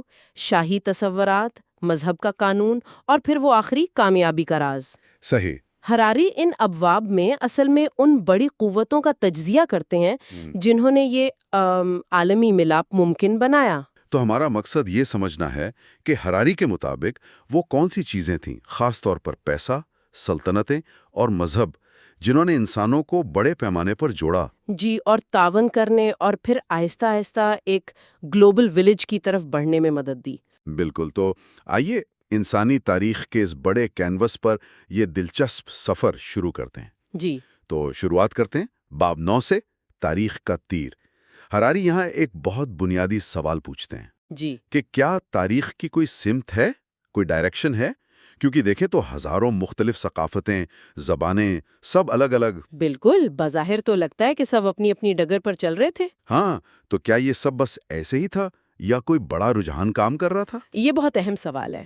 ہراری کا کہنا ہے کہ دیکھیں سطح پر تو یہ فرق اور علیحدگی نظر آتی ہے، لیکن اگر آپ گہرائی میں دیکھیں اچھا، تو تاریخ کا ایک واضح بہاؤ، ایک کرنٹ اتحاد کی طرف رہا ہے۔ وقت کے ساتھ ساتھ چھوٹے انسانی گروہ بڑے اور زیادہ پیچیدہ معاشروں میں ضم ہوتے گئے۔ جی، ہزاروں چھوٹی ثقافتیں کم ہو کر چند بڑی تہذیبوں میں بدل گئیں، اور آج تو ہم ایک طرح کی عالمی ثقافت کی طرف جا رہے ہیں۔ لیکن یہ ہوا کیسے؟ میرا مطلب ہے وہ کون سی قوت تھی جو ان الگ الگ لوگوں کو قریب لا رہی تھی؟ ہراری اس کا کریڈٹ دیتے ہیں خیالی نظاموں کو، امیجنڈ آرڈرز۔ خیالی نظام؟ جی، یہ وہ مشترکہ کہانیاں، عقیدے، قانون، اقدار ہیں جن پر بہت سے اجنبی لوگ ایک ساتھ یقین کر لیتے ہیں۔ اچھا۔ اور اسی یقین کی بنیاد پر وہ ایک دوسرے سے تعاون کرتے ہیں، جیسے آج کل ریاست ہے یا انسانی حقوق یا کمپنیاں، یہ سب خیالی حقیقتیں ہی تو ہیں۔ صحیح۔ تو ہراری کہتے ہیں کہ تاریخ میں 3 ایسے بڑے خیالی نظام تھے جنہوں نے پوری دنیا کو جوڑنے میں مدد دی۔ پہلا پیسہ، دوسرا سلطنتیں، اور تیسرا عالمگیر مذاہب۔ یہ تینوں کسی نہ کسی طرح انسانوں کو ان کی مقامی وفاداریوں سے نکال کر بڑے دائروں میں لانے میں کامیاب رہے۔ یعنی بظاہر انتشار تھا، لیکن گہرائی میں لہریں ہمیں جوڑ رہی تھیں۔ یہ واقعی ایک دلچسپ نقطہ ہے۔ تو چلیں ان 3 میں سے پہلی قوت یعنی پیسے پر بات کرتے ہیں۔ باب 10، پیسے کی خوشبو۔ جی ہاں، پیسہ۔ ہراری تو اسے تاریخ کا سب سے بڑا فاتح کہتے ہیں۔ فاتح؟ جی، وہ کورٹیز والی کہانی سناتے ہیں نا، اسپینی فاتح۔ ہاں، ایسٹیک والی۔ جی جب ایسٹیک لوگوں نے پوچھا کہ بھئی تمہیں سونے میں اتنی دلچسپی کیوں ہے، تو اس نے کہا تھا کہ ہم ہسپانیوں کو دل کی ایک بیماری ہے جس کا علاج صرف سونے سے ہو سکتا ہے۔ عجب بات ہے۔ تو ہراری پوچھتے ہیں کہ آخر اس دھات میں یا کاغذ کے ٹکڑوں میں ایسی کیا خاص بات ہے کہ یہ پوری دنیا کے انسانوں کے لیے اتنی قیمتی اور قابل قبول بن گئی؟ یہ واقعی حیرانی کی بات ہے، کیونکہ پیسہ خود تو کسی کام کا نہیں ہے نا، نہ کھا سکتے ہیں نہ پہن سکتے ہیں، تو پھر اس کی طاقت کا راز کیا ہے؟ ہراری کہتے ہیں پیسے کی طاقت اس کے مادے میں نہیں، ہمارے اجتماعی تخیل میں ہے۔ اجتماعی تخیل میں؟ جی، یہ اصل میں بارٹر سسٹم کی جو مشکلات تھی نا، ہاں اس کا حل تھا۔ فرض کریں آپ جوتے بناتے ہیں، مجھے سیب چاہیے، ٹھیک ہے۔ لیکن سیب والے کو جوتے نہیں، اسے تو طلاق کا وکیل چاہیے۔ اب کیا کریں؟ ہاں مسئلہ تو ہے۔ پیسہ اس مسئلے کا حل تھا۔ یہ ایک ایسی چیز تھی جس پر سب یقین کرنے کو تیار تھے کہ دوسرے بھی اسے قبول کریں گے، چاہے وہ کوڑی کے خول ہوں اچھا، یا جو کے دانے ہوں، چاندی کے ٹکڑے یا پھر سکے جو چھاپے گئے۔ ان کی قدر صرف اس لیے تھی کہ سب مانتے تھے کہ ان کی قدر ہے۔ یہ خالصتاً باہمی اعتماد کا نظام ہے۔ تو یہ صرف ایک نفسیاتی یا سماجی معاہدہ ہے کہ ہم سب اس پر بس یقین کریں گے؟ بالکل، ہراری اسے ذہنی انقلاب کہتے ہیں۔ یہ پہلا ایسا نظام تھا جس نے ثقافتی، مذہبی، سیاسی ساری سرحدیں توڑ دیں۔ اچھا، آپ کسی اجنبی پر بھروسہ نہ کریں، اس کے خدا کو نہ مانیں، لیکن اگر وہ آپ کو جانے پہچانے سکے یا نوٹ دے تو آپ لے لیں گے۔ ہاں یہ تو ہے۔ اس طرح پیسہ تاریخ میں باہمی اعتماد کا سب سے کامیاب اور مؤثر نظام بن گیا۔ اس نے مختلف عقیدے رکھنے والے لوگوں کو تجارت اور تعاون کے قابل بنایا، جس سے انسانی دنیا آپس میں جڑتی گئی۔ لیکن کیا ہراری اس کے صرف مثبت پہلو ہی بتاتے ہیں یا اس عالمگیر اعتماد کی کوئی قیمت بھی تھی؟ یقیناً قیمت تو تھی۔ ہراری اس کے منفی پہلو بھی بتاتے ہیں۔ اچھا، وہ کہتے ہیں کہ جب ہر چیز خرید و فروخت کے قابل ہو جاتی ہے اور اعتماد کا مرکز انسان نہیں بلکہ وہ بے نام سکے اور نوٹ بن جاتے ہیں، تو یہ مقامی روایات، قریبی انسانی رشتے اور جو اخلاقی قدریں ہیں انہیں کمزور کر دیتا ہے۔ اچھا، ہراری کہتے ہیں کہ پیسہ انسانی تعلقات کو امپرسنل بنا دیتا ہے، غیر ذاتی، اور ان کی جگہ طلب اور رسد کے وہ سرد، بے رحم قانون لے آتے ہیں۔ کمیونٹی، خاندان، ان کی اہمیت کم ہو جاتی ہے۔ یہ بہت اہم بات ہے۔ تو پیسے نے جوڑا تو صحیح، لیکن شاید کچھ قیمتی چیزیں چھین بھی لیں۔ اچھا، اب دوسری بڑی متحد کرنے والی قوت پر آتے ہیں، سلطنتیں۔ باب 11 شاہی تصورات۔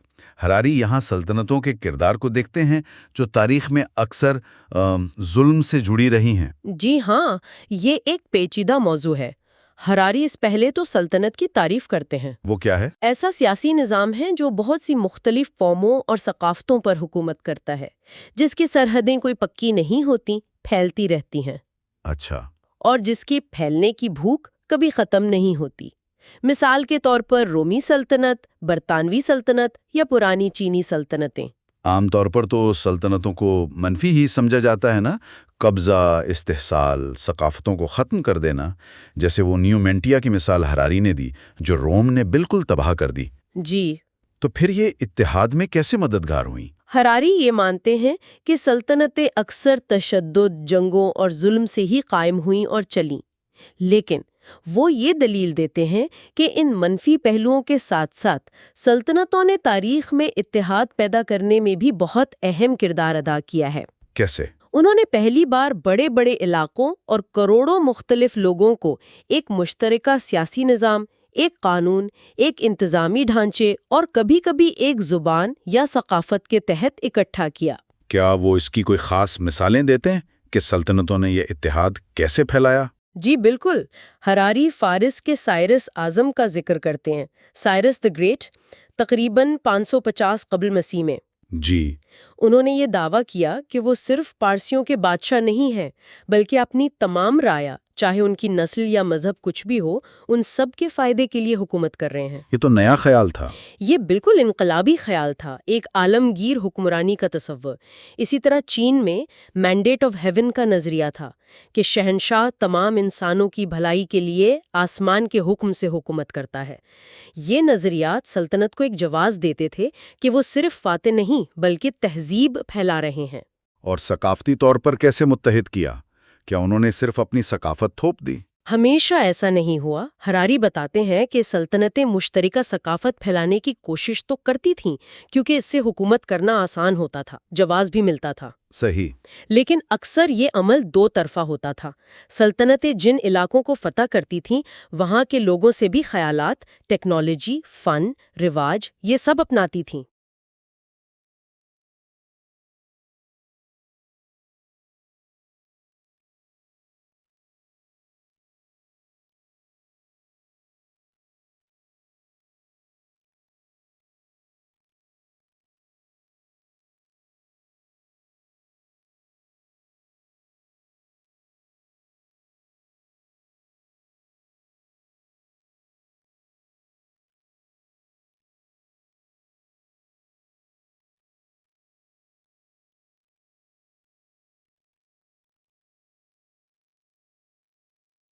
اچھا، یعنی لین دین ہوتا تھا؟ جی، اس سے ملی جلی ہائیبرڈ ثقافتیں بنی، جیسے رومی ثقافت نے یونانی فلسفہ اور فن اپنایا، یا اسلامی سلطنتوں نے فارسی انتظامی طریقے اور یونانی علم کو جذب کیا۔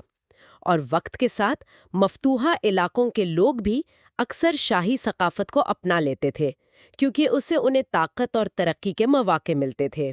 تو خلاصہ یہ ہوا کہ سلطنتیں اپنی تمام تر برائیوں کے باوجود مختلف انسانی گروہوں کو بڑے سیاسی اور ثقافتی یونٹس میں ملانے کا ایک مؤثر ذریعہ بنی۔ بالکل۔ انہوں نے وہ بنیاد فراہم کی جس پر آج کی بہت سی قومی ریاستیں اور عالمی ادارے کھڑے ہیں۔ بالکل۔ حراری کے مطابق آج دنیا میں تقریباً ہر شخص کسی نہ کسی سلطنت کا ثقافتی وارث ہے۔ ہماری زبانیں، ہمارے قانون، ہمارا فن تعمیر، ہمارے کھانے، ان سب پر ماضی کی سلطنتوں کے گہرے اثرات ہیں۔ اب تیسری بڑی متحد کرنے والی قوت کی طرف آتے ہیں، باب 12 مذہب کا قانون۔ پیسہ اور سلطنتوں کے بعد مذہب نے انسانوں کو کیسے جوڑا؟ یہاں حراری مذہب کی تعریف ذرا وسیع کرتے ہیں۔ وہ کہتے ہیں کہ مذہب صرف خداؤں پر یقین کا نام نہیں ہے۔ تو پھر کیا ہے؟ یہ ایک مافوق الفطرت نظام، سپر ہیومن آرڈر پر یقین کا نام ہے، جس سے انسانوں کے لیے کچھ لازمی اصول اور قدریں نکلتی ہیں۔ مافوق الفطرت نظام؟ جی، یہ نظام خدا بھی ہو سکتا ہے، فطرت کے قوانین بھی، یا تاریخ کے قوانین بھی۔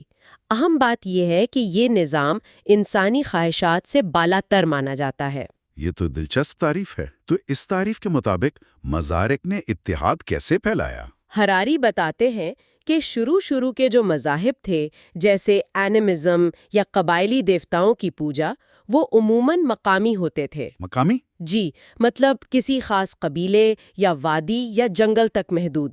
لیکن پہلی 1000 سالہ قبل مسیح کے دوران ایسے مذاہب سامنے آنے لگے جو عالمگیر تھے، یونیورسل، اور تبلیغی بھی، مشنری۔ اچھا۔ ان کا دعویٰ تھا کہ ان کی سچائی تمام انسانوں کے لیے ہے اور اسے پھیلانا ان کا فرض ہے۔ بدمت، عیسائیت، اسلام، یہ اس کی سب سے بڑی مثالیں ہیں۔ ان عالمگیر مذاہب میں توحید پرستی یعنی ایک خدا پر یقین، اس کا کیا کردار رہا؟ توحید پرست مذاہب جیسے یہودیت، عیسائیت، اسلام، انہوں نے اتحاد کے عمل کو ایک نئی جہت دی۔ کیونکہ وہ ایک ہی قادر مطلق خدا پر یقین رکھتے تھے تو وہ اکثر دوسرے دیوتاؤں اور عقیدوں کو برداشت نہیں کرتے تھے۔ صحیح۔ حراری کہتے ہیں کہ اس عدم برداشت نے اگرچہ جھگڑے پیدا کیے لیکن وسیع علاقوں میں مذہبی یکسانیت پیدا کرنے میں بھی مدد دی۔ جب لاکھوں لوگ ایک ہی خدا، ایک ہی کتاب، ایک جیسے بنیادی عقائد ماننے لگے تو ان میں ایک مضبوط رشتہ بن گیا جو سیاسی سرحدوں سے بھی زیادہ طاقتور تھا۔ لیکن کیا حراری صرف توحید پرستی پہ ہی بات کرتے ہیں؟ نہیں، وہ دوسرے تصورات بھی لاتے ہیں۔ وہ بتاتے ہیں کہ عملی طور پر شرک یعنی پولیتھیزم وہ اکثر توحید پرستی کے اندر بھی زندہ رہا۔ جیسے مسیحیت میں سنتوں کی پوجا جنہیں خاص طاقتیں دی جاتی ہیں۔ اچھا، وہ سنویت یعنی ڈیولزم کا بھی ذکر کرتے ہیں، جیسے قدیم ایرانی مذہب تھا مانیزم، مینیچیزم، جو نیکی اور بدی کی دو بنیادی قوتوں کی جنگ پر یقین رکھتا تھا۔ ہراری کے مطابق اس نظریے نے بھی توحید پرست مذاہب پر اثرات چھوڑے ہیں، جیسے شیطان کا وہ طاقتور تصور۔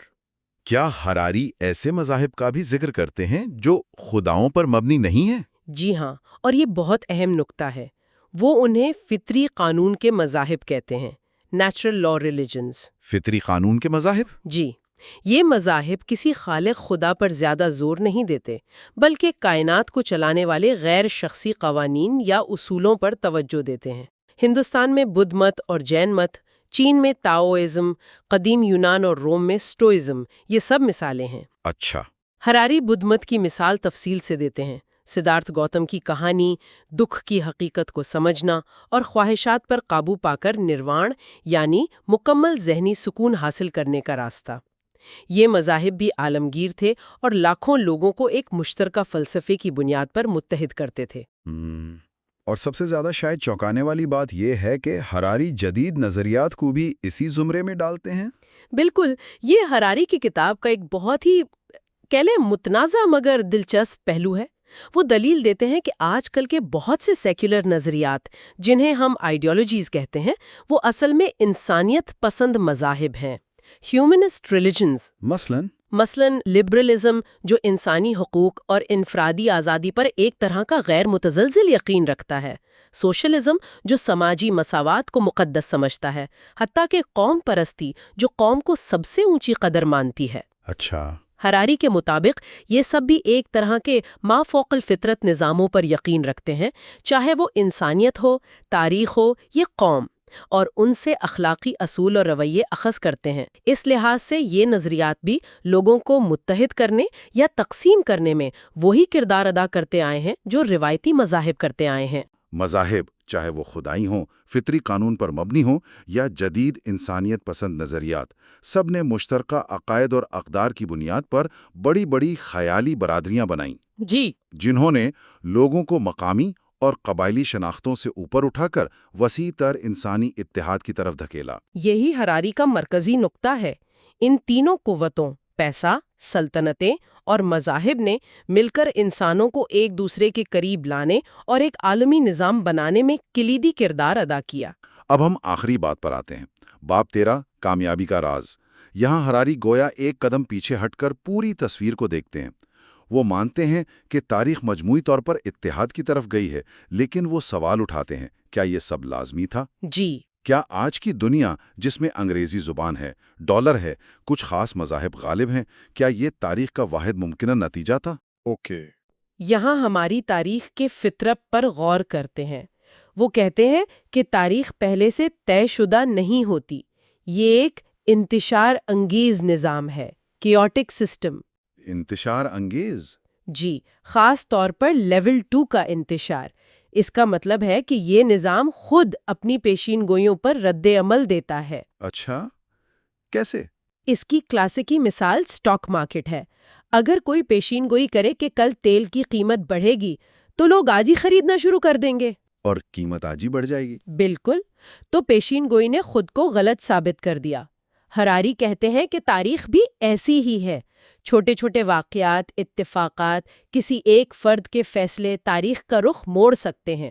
اس لیے ہم ماضی کو دیکھ کر یہ تو بتا سکتے ہیں کہ کیا ہوا، لیکن یہ نہیں کہہ سکتے کہ ایسا ہونا ہی تھا۔ تو اگر انگریزی کی جگہ مان لیں ڈینش زبان عالمی بن جاتی یا عیسائیت کی جگہ مانیزم پھیل جاتا تو یہ بھی ممکن تھا؟ ہراری کے مطابق بالکل ممکن تھا۔ کون سی ثقافت، زبان یا مذہب پھیلے گا، اس کا انحصار بہت سے پیچیدہ تاریخی عوامل پر ہوتا ہے، فوجی فتوحات، معاشی حالات اور کبھی کبھی صرف اتفاق پر۔ ٹھیک۔ اور اس سے بھی اہم بات، ہراری یہ نقطہ اٹھاتے ہیں کہ تاریخ کے فیصلے انسانی بھلائی کی بنیاد پر نہیں ہوتے، یعنی جو ثقافت یا نظریہ کامیاب ہوتا ہے ضروری نہیں کہ وہ انسانوں کے لیے بہتر بھی ہو۔ یہ بات ذرا وضاحت طلب ہے۔ اس کا کیا مطلب ہے کہ تاریخ انسانی بھلائی کی پرواہ نہیں کرتی؟ ہراری یہاں میمیٹکس یعنی ثقافتی نظریات کے پھیلاؤ کا مطالعہ اور پوسٹ ماڈرنزم کا حوالہ دیتے ہیں۔ میمز؟ جی، ثقافتی نظریات یا میمز۔ وہ کہتے ہیں کہ یہ بالکل وائرس کی طرح یا ذہنی پرجیویوں کی طرح پھیل سکتے ہیں، چاہے وہ اپنے میزبان انسانوں کے لیے نقصان دہ ہی کیوں نہ ہو۔ مثال کے طور پر شدید قوم پرستی یا مذہبی جنون لوگوں کو جنگوں میں مروا سکتا ہے، لیکن یہ نظریات پھر بھی پھلتے پھولتے رہتے ہیں۔ ایک ثقافت کی کامیابی کا پیمانہ یہ نہیں کہ اس کے ماننے والے کتنے خوش ہیں، اچھا، بلکہ یہ ہے کہ وہ ثقافت خود کو نقل کرنے اور پھیلانے میں کتنی کامیاب ہے۔ تاریخ افراد کی خوشی یا دکھ سے بڑی حد تک لا تعلق رہتی ہے۔ تو اس آخری باب کا اتحاد کے موضوع سے کیا تعلق بنتا ہے پھر؟ یہ باب پچھلی ساری بحث کو ایک اہم زاویہ دیتا ہے۔ ہراری یہ واضح کرتے ہیں کہ اگرچہ پیسہ، سلطنتوں اور مذہبوں نے مل کر عالمی اتحاد کو ممکن بنایا، جی، لیکن اس اتحاد کی جو خاص شکل آج ہمارے سامنے ہے، مثلاً مغربی ثقافت کا غلبہ، سرمایہ دارانہ نظام، کچھ خاص عالمی زبانیں، یہ ناگزیر نہیں تھیں۔ یہ بہت سے ممکنہ نتائج میں سے صرف ایک تھا جو پیچیدہ اور کسی حد تک بے ترتیب تاریخی عوامل سے بنا۔ اور ضروری نہیں کہ یہ بہترین بھی ہو۔ بالکل، ضروری نہیں کہ یہ انسانیت کے لیے بہترین ممکنہ نتیجہ ہو۔ بہت خوب۔ تو اگر ہم اس سارے جائزے کا خلاصہ کریں تو ہراری سیپینز کے اس حصے میں یہ دلیل دے رہے ہیں کہ 3 عظیم خیالی نظام، پیسہ، سلطنتیں اور عالمگیر مذاہب، انہوں نے انسانی تاریخ میں پہلی بار مختلف انسانی گروہوں کے بیچ کی دیواریں گرائیں، جی، اور انہیں بڑے ایک دوسرے سے جڑے ہوئے نیٹ ورکس میں پرو دیا۔ ان قوتوں نے مشترکہ شناختیں بنائیں، باہمی انحصار پیدا کیا، جس کی وجہ سے تاریخ کا رخ عمومی طور پر عالمی اتحاد کی طرف رہا۔ بالکل، اور ساتھ ہی یہ یاد رکھنا بھی ضروری ہے، جیسا ہراری کہتے ہیں، کہ یہ اتحاد کی کہانی کوئی سیدھی سادھی خوشگوار ترقی کی داستان نہیں ہے۔ ہاں، یہ اہم ہے۔ یہ اکثر جبر، تشدد اور ناانصافی پر مبنی رہی۔ یہ ایک پیچیدہ، بے ترتیب عمل تھا جس کے نتائج پہلے سے طے شدہ نہیں تھے، اور اس بات کی کوئی گارنٹی نہیں کہ یہ عمل لازمی طور پر انسانی خوشی یا بھلائی میں اضافے کا باعث بھی بنا ہو۔ یہ واقعی گہری سوچ کے نکات ہیں۔ پیسہ، طاقت اور عقیدے نے ہمیں جوڑا ضرور، لیکن کن قیمتوں پر اور کس سمت میں؟ یہ سوالات آج بھی بہت اہم ہیں۔ بالکل۔ اس حصے کے بعد ہم اپنی اگلی گفتگو میں سائنسی انقلاب کی طرف بڑھیں گے، جہاں علم نے دنیا کو بدلنے کا ایک نیا اور پہلے سے کہیں زیادہ۔ اس حصے میں ہم سائنسی انقلاب اور کتاب کے آخری ابواب کے بارے میں بات کریں گے۔ ہم یووال نوح ہراری کی کتاب سیپینز کے آخری اور شاید سب سے زیادہ تہلکہ خیز حصے کا جائزہ لے رہے ہیں۔ پچھلی گفتگو میں ہم نے دیکھا کہ کیسے سیپینز نے آگ، زبان، زراعت اور پھر پیسے، مذاہب اور سلطنتوں کے ذریعے کیسے دنیا پر غلبہ حاصل کیا۔ بالکل۔ اب ہم تقریباً 1500 عیسوی کے بعد کے دور میں قدم رکھ رہے ہیں۔ یہ وہ دور ہے جب سائنس، سامراجیت اور سرمایہ داری، ان 3 بڑی طاقتوں نے مل کر انسانی تاریخ کا رخ آپ کہہ سکتی ہیں ہمیشہ کے لیے بدل دیا۔ جی ہاں۔ تو آئیے سیپینز کی کہانی کے اس آخری اور انتہائی اہم موڑ کا گہرائی سے جائزہ لیتے ہیں۔ بالکل، اور یہ وہ مقام ہے جہاں ہراری کے مطابق انسانیت نے ایک، آپ کہہ لیں، انقلابی قدم اٹھایا۔ وہ کیا تھا؟ اپنی لا علمی کا اعتراف۔ لا علمی کا اعتراف؟ جی، یہ بظاہر تو شاید معمولی بات لگے، لیکن ہراری کہتے ہیں کہ اسی اعتراف نے ہمیں وہ بے مثال طاقت دی جو آج ہمارے پاس ہے۔ تو یہ سمجھنا بہت ضروری ہے کہ یہ تبدیلیاں کیسے آئیں، یہ آپس میں کیسے جڑی ہوئی تھیں، اور آج ہم ان کے نتیجے میں کہاں کھڑے ہیں۔ تو آئیے حصہ چہارم سائنسی انقلاب سے شروع کرتے ہیں۔ باب 14 کا عنوان ہی بڑا دلچسپ ہے، جہالت کی دریافت۔ ہراری کہتے ہیں کہ سائنسی انقلاب علم کا نہیں، جہالت کا انقلاب تھا۔ یہ بات تو فوراً سمجھ نہیں آتی، کیا مطلب ہوا اس کا؟ ہاں، یہ واقعی ہراری کے، آپ کہہ سکتے ہیں، اہم ترین دلائل میں سے ایک ہے۔ وہ کہتے ہیں کہ جدید سائنس سے پہلے تقریباً تمام انسانی تہذیبیں، چاہے وہ مذاہب پر مبنی ہوں یا قدیم فلسفوں پر، جی، وہ یہ سمجھتی تھیں کہ دنیا کے بارے میں تمام اہم علم جو جاننا ضروری ہے وہ پہلے سے ہی موجود ہے، اچھا، کہاں موجود ہے؟ کسی مقدس کتاب میں، یا عظیم دانشوروں کی تحریروں میں، یا پھر نسل در نسل جو روایات چلی آ رہی ہیں ان میں۔ صحیح۔ اگر کوئی شخص کچھ نہیں جانتا تھا تو اس کا حل کیا تھا؟ کسی عالم یا بزرگ سے پوچھ لے، اور اگر پوری روایت ہی کسی چیز سے لا علم تھی تو یہ سمجھا جاتا تھا کہ وہ چیز شاید جاننے کے لائق ہی نہیں ہے۔ غیر اہم ہے۔ اچھا، سائنسی انقلاب کی بنیاد اس بالکل مختلف بلکہ انقلابی سوچ پر رکھی گئی کہ ہم نہیں جانتے۔ ہم نہیں جانتے، جی، یہ مان لینا کہ کائنات کے جو اہم ترین سوالات ہیں ان کے جوابات ہمیں معلوم نہیں ہیں، اور یہ کوئی شرمندگی کی بات نہیں، بلکہ یہی علم کی جستجو کا نقطۂ آغاز ہے۔ اسی سوچ نے، اسی اعتراف نے تحقیق، تجربات اور مشاہدے کی وہ لہر پیدا کی جس نے پچھلے کوئی 500 سالوں میں دنیا کو بدل کر رکھ دیا۔ تو ہراری کے نزدیک یہ ماننا کہ ہم لا علم ہیں، یہی سائنس کی سب سے بڑی دریافت تھی؟ بالکل، یہی وہ چنگاری تھی جس نے سائنس کو متحرک کیا۔ یہ واقعی ایک بنیادی تبدیلی ہے سوچ میں، لیکن پھر باب 15 میں ہراری اس سائنسی جستجو کو یورپی سامراج کے ساتھ جوڑتے ہیں۔ عنوان ہے سائنس اور سامراج کا رشتہ۔ تو کیا یہ محض اتفاق تھا کہ سائنس اور یورپی سلطنتیں ایک ساتھ ہی عروج پر پہنچے؟ ہراری بہت آپ کہہ لیں مضبوطی سے یہ موقف پیش کرتے ہیں کہ یہ ہرگز اتفاق نہیں تھا۔ اچھا، ان کے مطابق جدید سائنس اور یورپی سامراجیت وہ جڑواں بچوں کی طرح پروان چڑھے۔ جڑواں بچوں کی طرح کیسے؟ دونوں کی بنیاد تھی دریافت کے نظریے پر اور اپنی لا علمی کے اعتراف پر۔ جس طرح سائنسدان نامعلوم کی کھوج میں نکلے، جی، اسی طرح یورپی مہمجو اور فاتحین بھی نکلے ان خالی نقشوں کو بھرنے کے لیے جو ان کے پاس تھے۔ دونوں یہ سمجھتے تھے کہ وہاں دور دراز کچھ نیا اور قیمتی ملے گا، اور دونوں کو امید تھی کہ یہ نیا علم یا نئی سرزمین انہیں طاقت بخشے گی۔ بالکل، طاقت اور دولت۔ کتاب میں کیپٹن کک کے سفر کی مثال دی گئی ہے۔ وہ اس تعلق کو کافی واضح کرتی ہے نا؟ وہ صرف ایک بحری مہم پر نہیں نکلے تھے۔ نہیں، بالکل نہیں۔ کیپٹن کک ایک برطانوی بحری افسر تو تھے، لیکن ان کے جہاز پر ماہرین نباتات، ماہرین فلکیات، نقشہ نویس اور دوسرے سائنسدان بھی سوار تھے۔ اچھا، ان کی مہموں کا مقصد صرف یہ نہیں تھا کہ نیا علاقہ دریافت کریں اور ان پر برطانوی پرچم لہرا دیں، تو پھر کیا تھا؟ بلکہ وہاں کے پودوں، جانوروں، جغرافیہ، موسم اور ہاں مقامی باشندوں کے بارے میں سائنسی معلومات اکٹھا کرنا بھی تھا۔ انہوں نے مثال کے طور پر اسکروی جیسی بیماری کا علاج دریافت کرنے میں اہم کردار ادا کیا۔ اوہ، واقعی؟ جی، اور بحر الکاہل کے جزیروں کے تفصیلی نقشے بنائے، ہزاروں نئی نباتاتی اور حیوانی انواع دریافت کیں۔ یہ علم برطانیہ کے لیے سائنسی طور پر بھی اہم تھا اور سامراجی طور پر بھی۔ صحیح۔ ہراری اس بات پر زور دیتے ہیں کہ یہ ذہنیت، یعنی اپنی لا علمی کا اعتراف کرنا اور پھر اسے پر کرنے کے لیے دور دراز علاقوں تک جانے کی شدید خواہش، یہ اس وقت یورپ میں خاص تھی۔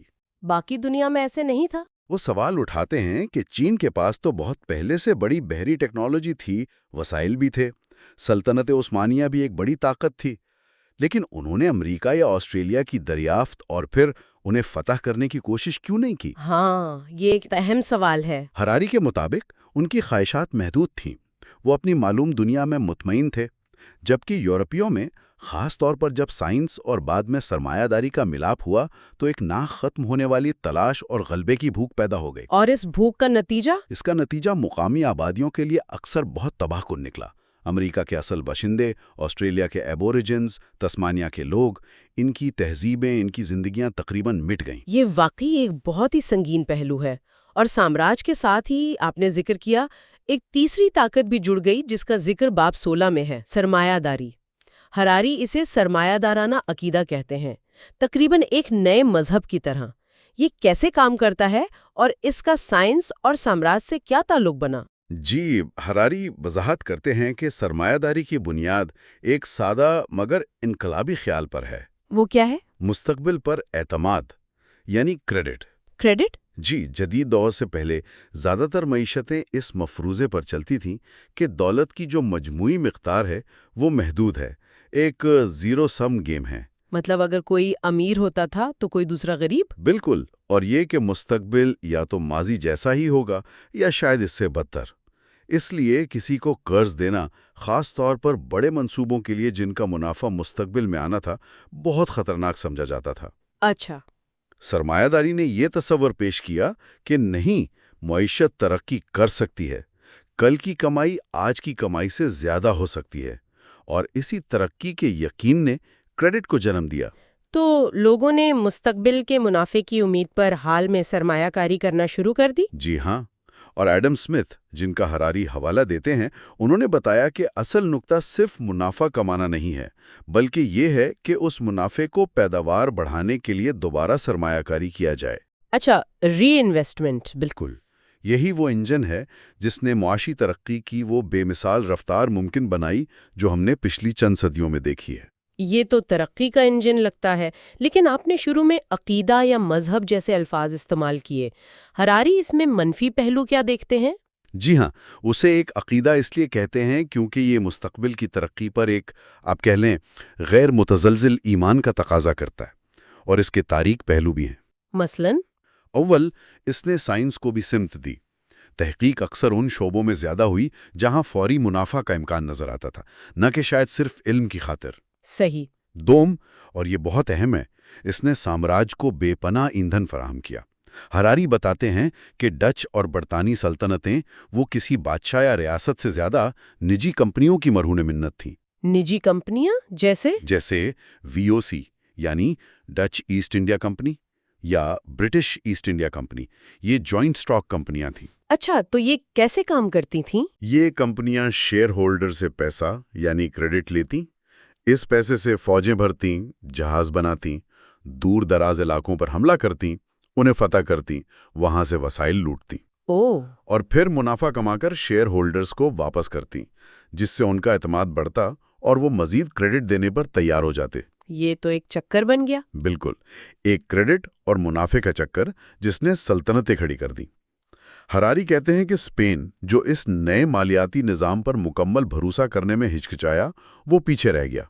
और उसका सबसे तारीख पहलू? शायद सबसे तारीख पहलू ये था कि जब मुनाफा कमाना ही अव्वलीन मकसद बन जाए तो अखलाकियात अक्सर पीछे रह जाती हैं। हरारी बहरे ओकियानुस में होने वाली अफ्रीकी गुलामों की तिजारत की मिसाल देते हैं।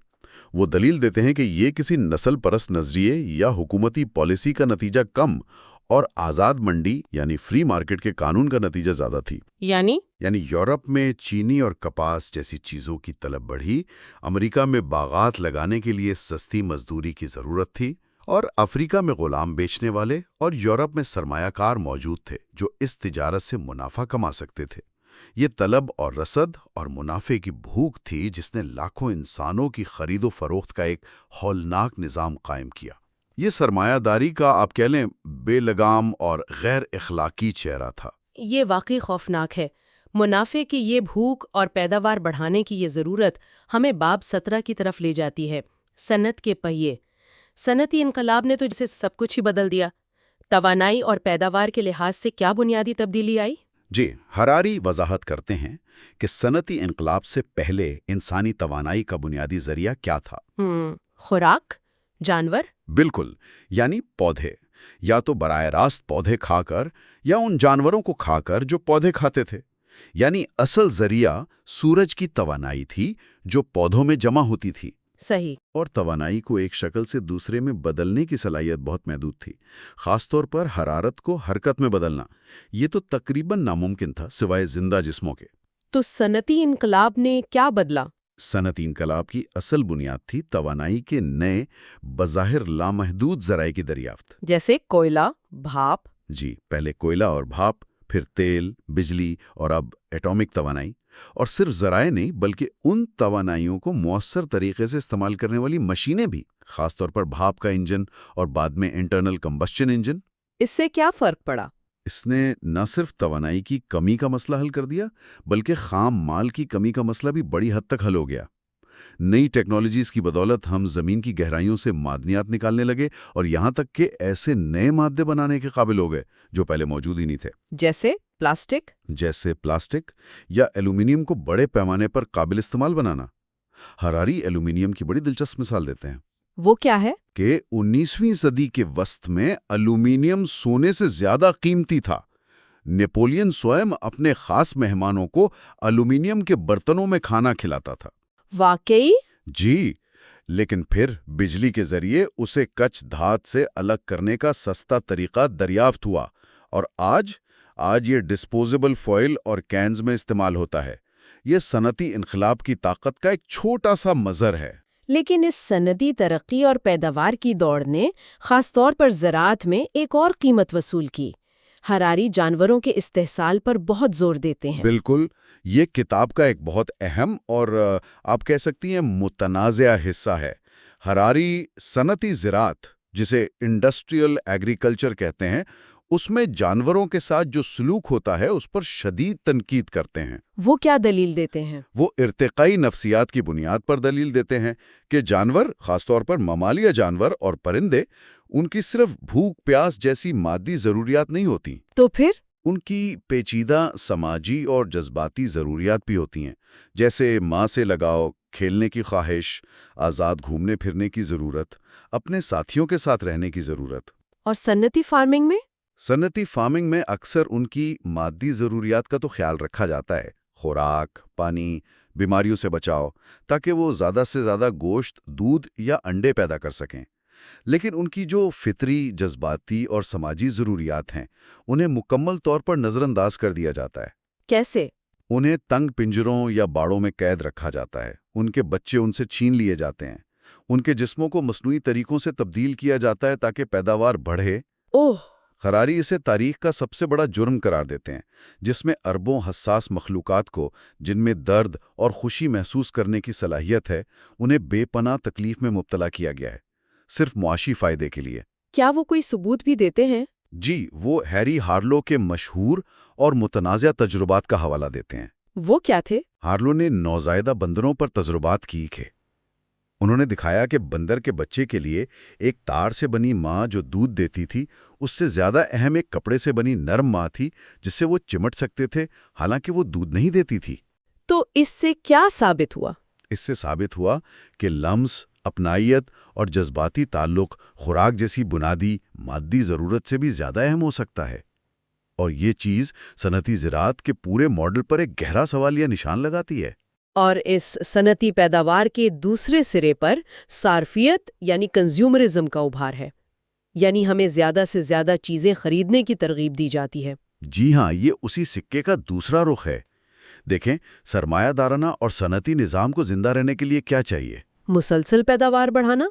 बिल्कुल, पैदावार बढ़ती रहे, लेकिन अगर लोग चीज़ें खरीदेंगे ही नहीं तो इस बढ़ती हुई पैदावार का क्या फ़ायदा? फैक्ट्रियाँ बंद हो जाएंगी। तो पिछली सदी में, खासतौर पर 20वीं सदी में, एक नई अखलाकियात को फ़रोग़ दिया गया, सार्फियत की। वो क्या है? वो ये है कि ज़्यादा से ज़्यादा अशिया और खिदमात का इस्तेमाल करना, अपनी ख्वाहिशात को पूरा करना, अपने आप को ट्रीट करना, ये न सिर्फ ठीक है बल्कि ये एक अच्छी बात है।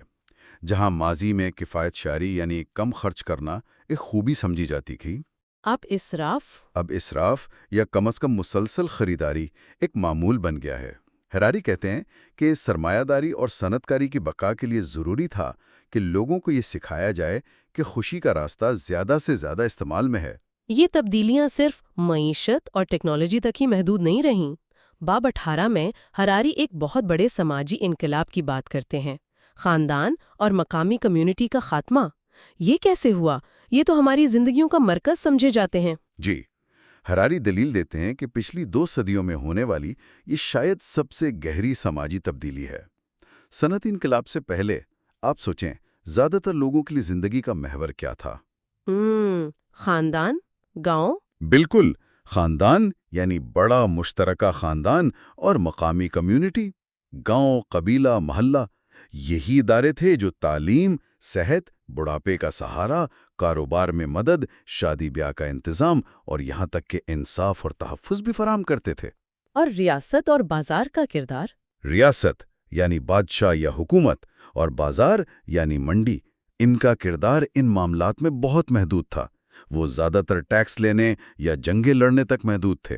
तो फिर क्या बदला? सन्नती इनकलाब और उसके साथ उभरने वाली जदीद रियासत और फैलती हुई मंडी ने آہستہ آہستہ یہ تمام ذمہ داریاں سنبھالنا شروع کر دیں۔ کیسے؟ ریاست نے اسکول کھولے، ہسپتال بنائے، پولیس فورس قائم کی، پینشن کا نظام شروع کیا، بازار نے فیکٹریوں میں نوکریاں دیں، دکانوں میں اشیاء فراہم کی، سینما اور ریڈیو کے ذریعے تفریح فراہم کی۔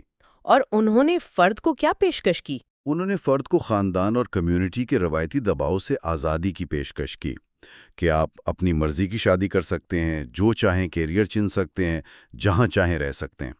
اب آپ کو اپنے بزرگوں یا گاؤں والوں پر انحصار کرنے کی ضرورت نہیں، ریاست اور بازار آپ کا خیال رکھیں گے۔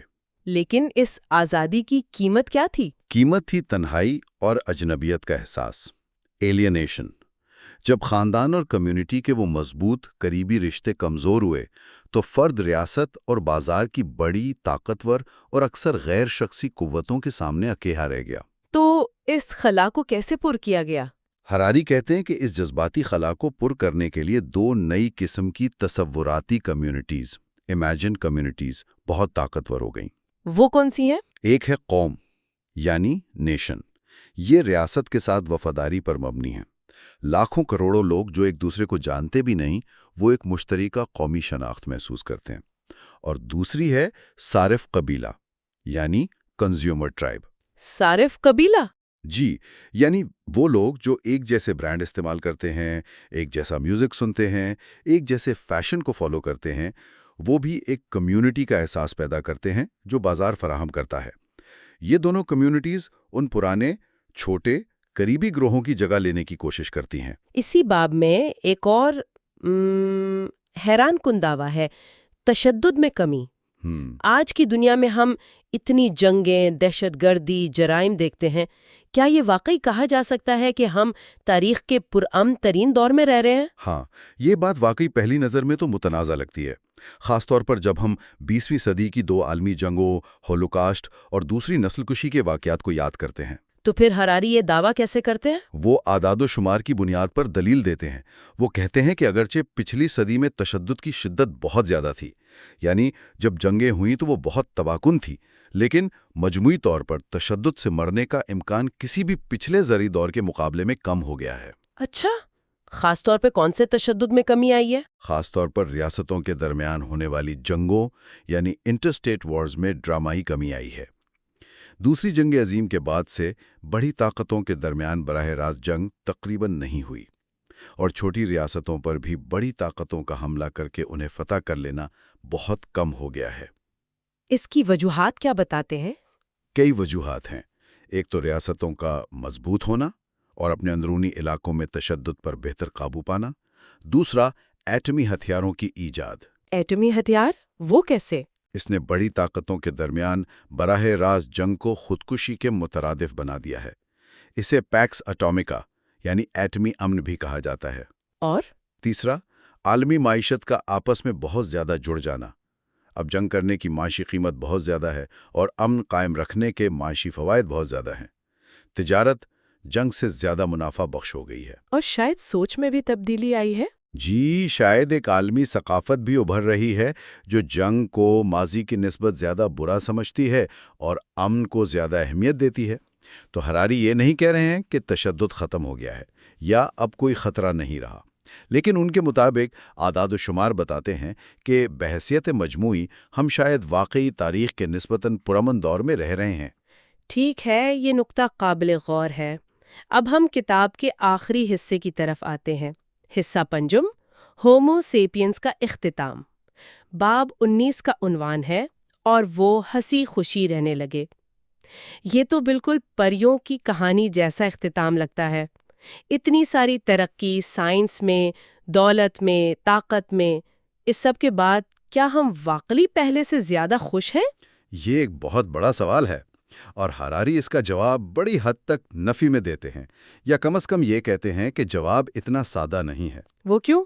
وہ خوشی کی تاریخ کا جائزہ لیتے ہیں اور اس عام خیال کو چیلنج کرتے ہیں کہ مادی ترقی اور صلاحیتوں میں اضافہ لازماً خوشی میں اضافے کا باعث بنتا ہے۔ مثال کے طور پر؟ مثال کے طور پر وہ زرعی انقلاب کو دیکھتے ہیں۔ اس نے انسانیت کی اجتماعی طاقت تو بہت بڑھا دی۔ ہم زیادہ خوراک پیدا کرنے لگے، بڑی آبادیاں بنانے لگے، لیکن کیا ایک اوسط کسان کی زندگی ایک اوسط شکاری جمع کرنے والے کی زندگی سے زیادہ خوشگوار تھی؟ شاید نہیں۔ زیادہ محنت، زیادہ بیماریاں۔ بالکل، ہراری کہتے ہیں شاید نہیں تھی۔ اسی طرح سامراج نے دنیا کو جوڑا، تجارت بڑھائی، لیکن لاکھوں لوگوں کے لیے تو وہ غلامی، استحصال اور تباہی لایا۔ تو اجتماعی طاقت بڑھنے کا مطلب لازمی طور پر انفرادی خوشی بڑھنا نہیں ہے۔ تو پھر خوشی کو ماپا کیسے جائے؟ ہراری خوشی کو ماپنے کے مختلف پیمانوں پر بات کرتے ہیں۔ سماجی سائنسدان اسے معروضی عوامل سے جوڑتے ہیں، جیسے دولت، صحت، تعلیم، سماجی تعلقات، سیاسی آزادی۔ اور حیاتیاتی ماہرین اسے موضوعی تجربے سے جوڑتے ہیں، یعنی ہمارے دماغ میں پیدا ہونے والے کیمیائی مادے اور احساسات، جیسے سیروٹونن، ڈوپامائن، آکسیٹوسن۔ ان کے نزدیک خوشی باہر کے حالات پر نہیں بلکہ ہمارے اندر کی بائیو کیمسٹری پر منحصر ہے۔ ہراری کس طرف زیادہ مائل نظر آتے ہیں؟ وہ حیاتیاتی نقطہ نظر کی طرف زیادہ مائل لگتے ہیں۔ وہ دلیل دیتے ہیں کہ ہماری بائیو کیمسٹری شاید خوشی کی ایک متعین سطح یا سیٹ پوائنٹ رکھتی ہے۔ سیٹ پوائنٹ مطلب یہ کہ ہر انسان کی خوشی کی ایک بنیادی سطح ہوتی ہے جو بڑی حد تک موروثی طور پر طے ہوتی ہے۔ بیرونی حالات جیسے لاٹری جیتنا یا کوئی حادثہ ہونا وقتی طور پر ہمیں اس سطح سے اوپر یا نیچے لے جا سکتے ہیں، لیکن جلد ہی ہم اپنی اوسط سطح پر واپس آ جاتے ہیں۔ اگر یہ درست ہے تو اس کا مطلب ہے کہ پیرس کا ایک ارب پتی بینکر لازمی طور پر قرون وسطیٰ کے ایک کسان سے زیادہ خوش نہیں ہوگا، کیونکہ دونوں کی بنیادی بائیو کیمسٹری انہیں خوشی محسوس کرنے کی ایک خاص حد تک ہی اجازت دیتی ہے۔ یہ ایک بہت ہی آپ کہہ لیں چونکا دینے والا خیال ہے۔ تو پھر خوشی کا راستہ کیا ہے اگر بیرونی حالات سے اتنا فرق نہیں پڑتا اور ہماری بائیو کیمسٹری بھی ایک حد مقرر کرتی ہے؟ یہاں ہراری بدھ مت سمیت کئی مشرقی فلسفوں کا ذکر کرتے ہیں۔ اچھا، وہ کیا کہتے ہیں؟ ان کے مطابق خوشی کا اصل راز بیرونی کامیابیوں یا خوشگوار احساسات کے پیچھے بھاگنے میں نہیں ہے، تو پھر کس میں ہے؟ بلکہ اپنے اندرونی احساسات کی عارضی نوعیت کو سمجھنے میں اور ان سے لاتعلق ہونے میں ہے۔ بدھ مت سکھاتا ہے کہ دکھ کی اصل وجہ ہماری خواہشات، کریونگز اور نفرتیں، ایورژنز ہیں۔ ہم مسلسل خوشگوار احساسات کے پیچھے بھاگتے ہیں اور ناخوشگوار احساسات سے بچنے کی کوشش کرتے ہیں۔ لیکن احساسات تو آتے جاتے رہتے ہیں۔ بالکل۔ تو اگر ہم یہ سمجھ لیں کہ تمام احساسات، خوشی، غم، غصہ، یہ سب عارضی ہیں اور ہم ان کے غلام نہ بنیں، تو ہم حقیقی سکون اور اطمینان حاصل کر سکتے ہیں۔ یہ خوشی کا ایک بالکل مختلف تصور ہے جو بیرونی دنیا کی بجائے اندرونی حالت پر مرکوز ہے۔ یہ واقعی ایک بہت گہری بحث ہے۔ اور اب ہم بالکل آخری باب پر آتے ہیں، باب 20، جس کا عنوان شاید سب سے زیادہ چونکانے والا ہے، ہومو سیپینز کا اختتام۔ کیا مطلب ہے اس کا؟ کیا نسل انسانی ختم ہونے والی ہے؟ نہیں، ہراری کا مطلب یہ نہیں کہ انسان بے حیثیت نو ختم ہو جائیں گے، بلکہ ان کا مطلب ہے کہ ہومو سیپینز یعنی حیاتیاتی طور پر ہم جیسے انسان جو پچھلے لاکھوں سال سے ارتقاء پذیر ہوئے اور کوئی 70,000 سال سے دنیا پر چھائے ہوئے ہیں، شاید اپنی تاریخ کے اختتام کے قریب ہیں۔ وہ کیوں؟ وجہ یہ ہے کہ اب ہم پہلی بار ارتقاء کے جو بنیادی قوانین ہیں انہیں اپنے ہاتھ میں لینے کی صلاحیت حاصل کر رہے ہیں۔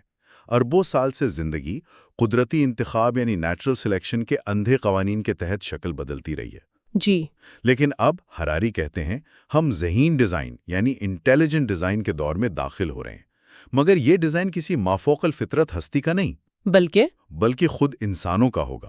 ہم خود اپنی اور دوسری انواع کے حیاتیات کو ڈیزائن کرنے کے قابل ہوتے جا رہے ہیں۔ کن طریقوں سے ہراری کن راستوں کی نشاندہی کرتے ہیں؟ وہ بنیادی طور پر 3 بڑے راستوں کی نشاندہی کرتے ہیں جن سے یہ تبدیلی آ سکتی ہے۔ پہلا ہے حیاتیاتی انجینئرنگ، بایولوجیکل انجینئرنگ، یعنی جینز میں تبدیلی؟ جی، یعنی جینیاتی سطح پر تبدیلی کر کے اپنے جسموں، اپنی صلاحیتوں، حتیٰ کہ اپنی خواہشات کو بدلنا۔ دوسرا راستہ ہے سائبورگ انجینئرنگ۔ سائبورگ یعنی آدھا انسان آدھی مشین؟ بالکل، یعنی اپنے نامیاتی جسموں کو غیر نامیاتی یعنی مشینی حصوں کے ساتھ ملانا، جیسے بائیونک اعضاء یا دماغ کو کمپیوٹر سے جوڑنا۔ اور تیسرا راستہ ہے غیر نامیاتی زندگی کی تخلیق۔ اس کا کیا مطلب ہے؟ یعنی مکمل طور پر غیر حیاتیاتی ذہین وجود بنانا، جیسے مصنوعی ذہانت AI جو شاید کبھی شعور حاصل کر لے، یا ایسے کمپیوٹر پروگرام جو خود سوچ سکیں اور ارتقا پذیر ہو سکیں۔ حیاتیاتی انجینئرنگ کی کچھ مثالیں دیں گے جن کا ذکر کتاب میں ہے؟ جی، ہراری قدیم مثالوں سے شروع کرتے ہیں، جیسے ہزاروں سال سے انسان جانوروں کی افزائش نسل کو کنٹرول کر رہے ہیں، بہتر گائے، تیز گھوڑے پیدا کرنے کے لیے، یا بیلوں کو خسی کر کے ان کا رویہ بدلنا بھی ایک قسم کی حیاتیاتی انجینئرنگ تھی۔ اور اب؟ لیکن اب ہم براہ راست جینز میں تبدیلی کر سکتے ہیں۔ وہ مثالیں دیتے ہیں جیسے کولائے بیکٹیریا میں انسانی انسولین کا جین ڈال کر ذیابیطس کے مریضوں کے لیے انسولین بنانا، یا آلو میں مچھلی کا جین ڈال کر اسے ٹھنڈ سے زیادہ محفوظ بنانا۔ جانوروں پر بھی تجربات ہو رہے ہیں؟ جی، چوہوں پر تجربات ہوئے ہیں جہاں ان کی یادداشت یا ذہانت کو جینیاتی طور پر بڑھایا گیا ہے۔ وہ مستقبل کے امکانات پر بھی بات کرتے ہیں، جیسے معدوم جانوروں مثلا میمتھ کو دوبارہ زندہ کرنا، یا یہاں تک کہ ہمارے قریبی رشتہ دار نیانڈرتھل انسان کو دوبارہ بنانا۔ اور انسانوں پر؟ اور سب سے بڑھ کر خود انسانوں کی جینیاتی ترمیم، نہ صرف بیماریوں کے علاج کے لیے بلکہ شاید صلاحیتوں کو بڑھانے کے لیے بھی، زیادہ ذہانت، لمبی عمر، بہتر جسمانی صلاحیتیں۔ اور سائبورگ انجینئرنگ؟ آپ نے کہا یہ اب فکشن نہیں رہا؟ جی بالکل، ہراری جیسی سلیوان اور کلاڈیا مچل جیسی حقیقی لوگوں کی مثالیں دیتے ہیں جن کے بازو کٹ گئے تھے اور انہیں ایسے بایونک بازو لگائے گئے جنہیں وہ اپنی سوچ سے، اپنے دماغی سگنل سے کنٹرول کر سکتے تھے۔ یہ تو حیرت انگیز ہے۔ ہاں، وہ بندروں پر کیے گئے تجربات کا بھی ذکر کرتے ہیں جو ہزاروں میل دور بیٹھے روبوٹک بازو کو صرف اپنے دماغ کی لہروں سے چلا سکتے ہیں۔ اسی طرح سماعت کے آلات کوکلیئر امپلانٹس ہیں جو بہرے پن کا علاج کرتے ہیں، یا دماغ کو براہ راست کمپیوٹر سے جوڑنے کے تجربات جو ابھی ابتدائی مراحل میں ہیں۔ مستقبل میں ہو سکتا ہے ہم اپنے جسموں میں نینو روبوٹ شامل کر لیں جو بیماریوں سے لڑیں، یا مصنوعی اعضاء جو ہماری فطری صلاحیتوں سے کہیں زیادہ ہوں۔ تو کیا ہم سپر ہیومن یا شاید پوسٹ ہیومن بننے جا رہے ہیں؟ ہراری یہی بنیادی سوال اٹھاتے ہیں۔ وہ اس پوری کوشش کو خاص طور پر لمبی عمر اور صلاحیتیں بڑھانے کی کوشش کو گلگامش پروجیکٹ کا نام دیتے ہیں۔ گلگامش پروجیکٹ؟ جی، قدیم میسوپوٹامیہ کے بادشاہ گلگامیش کی کہانی کا حوالہ جو لافانی ہونے کی تلاش میں نکلا تھا۔ ہراری کہتے ہیں کہ اب سائنس شاید اس قدیم خواب کو حقیقت بنانے کے قریب ہے، لیکن اگر ہم اپنی حیاتیات، اپنی صلاحیتوں، یہاں تک کہ اپنے شعور کو اس حد تک بدلنے میں کامیاب ہو جاتے ہیں، تو کیا ہم پھر بھی ہومو سیپینز رہیں گے؟ یہی سوال ہے، یا کیا ہم ایک بالکل نئی نو بن جائیں گے، کوئی ایسی چیز جو ہم سے اتنی ہی مختلف ہو جتنے ہم نیانڈرتھال سے مختلف تھے۔ ہراری اسے فرینکنسٹائن کی تخلیق سے تشبیہ دیتے ہیں۔ ہم کچھ ایسا بنا سکتے ہیں جو ہماری سمجھ اور قابو سے باہر ہو، جس کے نتائج کا ہمیں کوئی اندازہ نہ ہو۔ یہ تو واقعی مستقبل کے بارے میں بہت گہرے اور کچھ پریشان کن سوالات ہیں۔ کتاب کے اختتامیہ جس کا عنوان ہے وہ حیوان جو خدا بن گیا، اس میں ہراری ان تمام دھاگوں کو سمیٹتے ہیں۔ جی ہاں، اختتامیہ میں وہ پوری انسانی تاریخ کا ایک طرح سے خلاصہ پیش کرتے ہیں کہ کیسے ہومو سیپینز جو کبھی افریقہ کے سوانا میں گھومنے والا ایک غیر اہم سا جانور تھا، ہاں، وہ اپنی علمی صلاحیت، اپنی کہانیاں گھڑنے کی صلاحیت اور بڑے پیمانے پر تعاون کرنے کی صلاحیت کی بدولت آہستہ آہستہ پورے سیارے کا حاکم بن گیا۔ ہم نے ماحول کو اپنی مرضی کے مطابق ڈھالا، دوسری بے شمار انواع کو صفحہ ہستی سے مٹا دیا، اور اب ہم خود زندگی کے بنیادی اصولوں کو بدلنے کی دہلیز پر کھڑے ہیں۔ تو ہم خدا بن گئے ہیں؟ ہراری کہتے ہیں کہ ہم نے خدا جیسی تخلیقی طاقتیں حاصل کر لی ہیں، جیسے جینیاتی انجینئرنگ سے نئی زندگیاں بنانا، اور خدا جیسی تباہ کن طاقتیں بھی، جیسے ایٹمی ہتھیاروں سے پوری دنیا کو تباہ کر دینا۔ لیکن کیا ہم اچھے خدا ہیں؟ یہی اصل نکتہ ہے۔ ہراری اس بے پناہ طاقت کے ساتھ آنے والی گہری الجھن اور غیر یقینی پر زور دیتے ہیں۔ وہ کہتے ہیں کہ ہم نے طاقت تو حاصل کر لی، لیکن ہم یہ نہیں جانتے کہ اس کا کرنا کیا ہے، ہمارے مقاصد کیا ہیں، کیا ہم واقعی خوشی حاصل کرنا چاہتے ہیں، یا طاقت، یا لافانی زندگی، یا کچھ اور کیا ہم اس طاقت کو ذمہ داری سے استعمال کرنے کے قابل ہیں؟ شاید نہیں۔ وہ کہتے ہیں کہ ہم تاریخ میں پہلے سے کہیں زیادہ طاقتور ہیں، لیکن شاید پہلے سے کہیں زیادہ غیر مطمئن اور غیر ذمہ دار بھی لگتے ہیں۔ اور وہ کتاب کا اختتام ایک بہت ہی پریشان کن اور غور طلب سوال پر کرتے ہیں۔ بالکل، وہ پوچھتے ہیں ایسے غیر مطمئن اور غیر ذمہ دار خداؤں سے زیادہ خطرناک کیا ہو سکتا ہے جو یہ نہیں جانتے کہ وہ کیا چاہتے ہیں؟ واہ! یہ ایک ایسا سوال ہے جو ہمیں واقعی مستقبل کے چیلنجز اور ہمارے انتخاب کے بارے میں گہرائی سے سوچنے پر مجبور کرتا ہے۔ ہم نے جو یہ بے مثال طاقت حاصل کی ہے، یہ ہمیں کہاں لے جائے گی؟ اس سوال کے ساتھ ہی سیپینز کی یہ وسیع اور میں کہوں گی فکر انگیز کہانی اپنے اختتام کو پہنچتی ہے۔ یہ ہمیں ماضی کی گہرائیوں سے گزار کر مستقبل کے دہانے پر لا کھڑا کرتی ہے اور یہ سوچنے پر مجبور کرتی ہے کہ ہم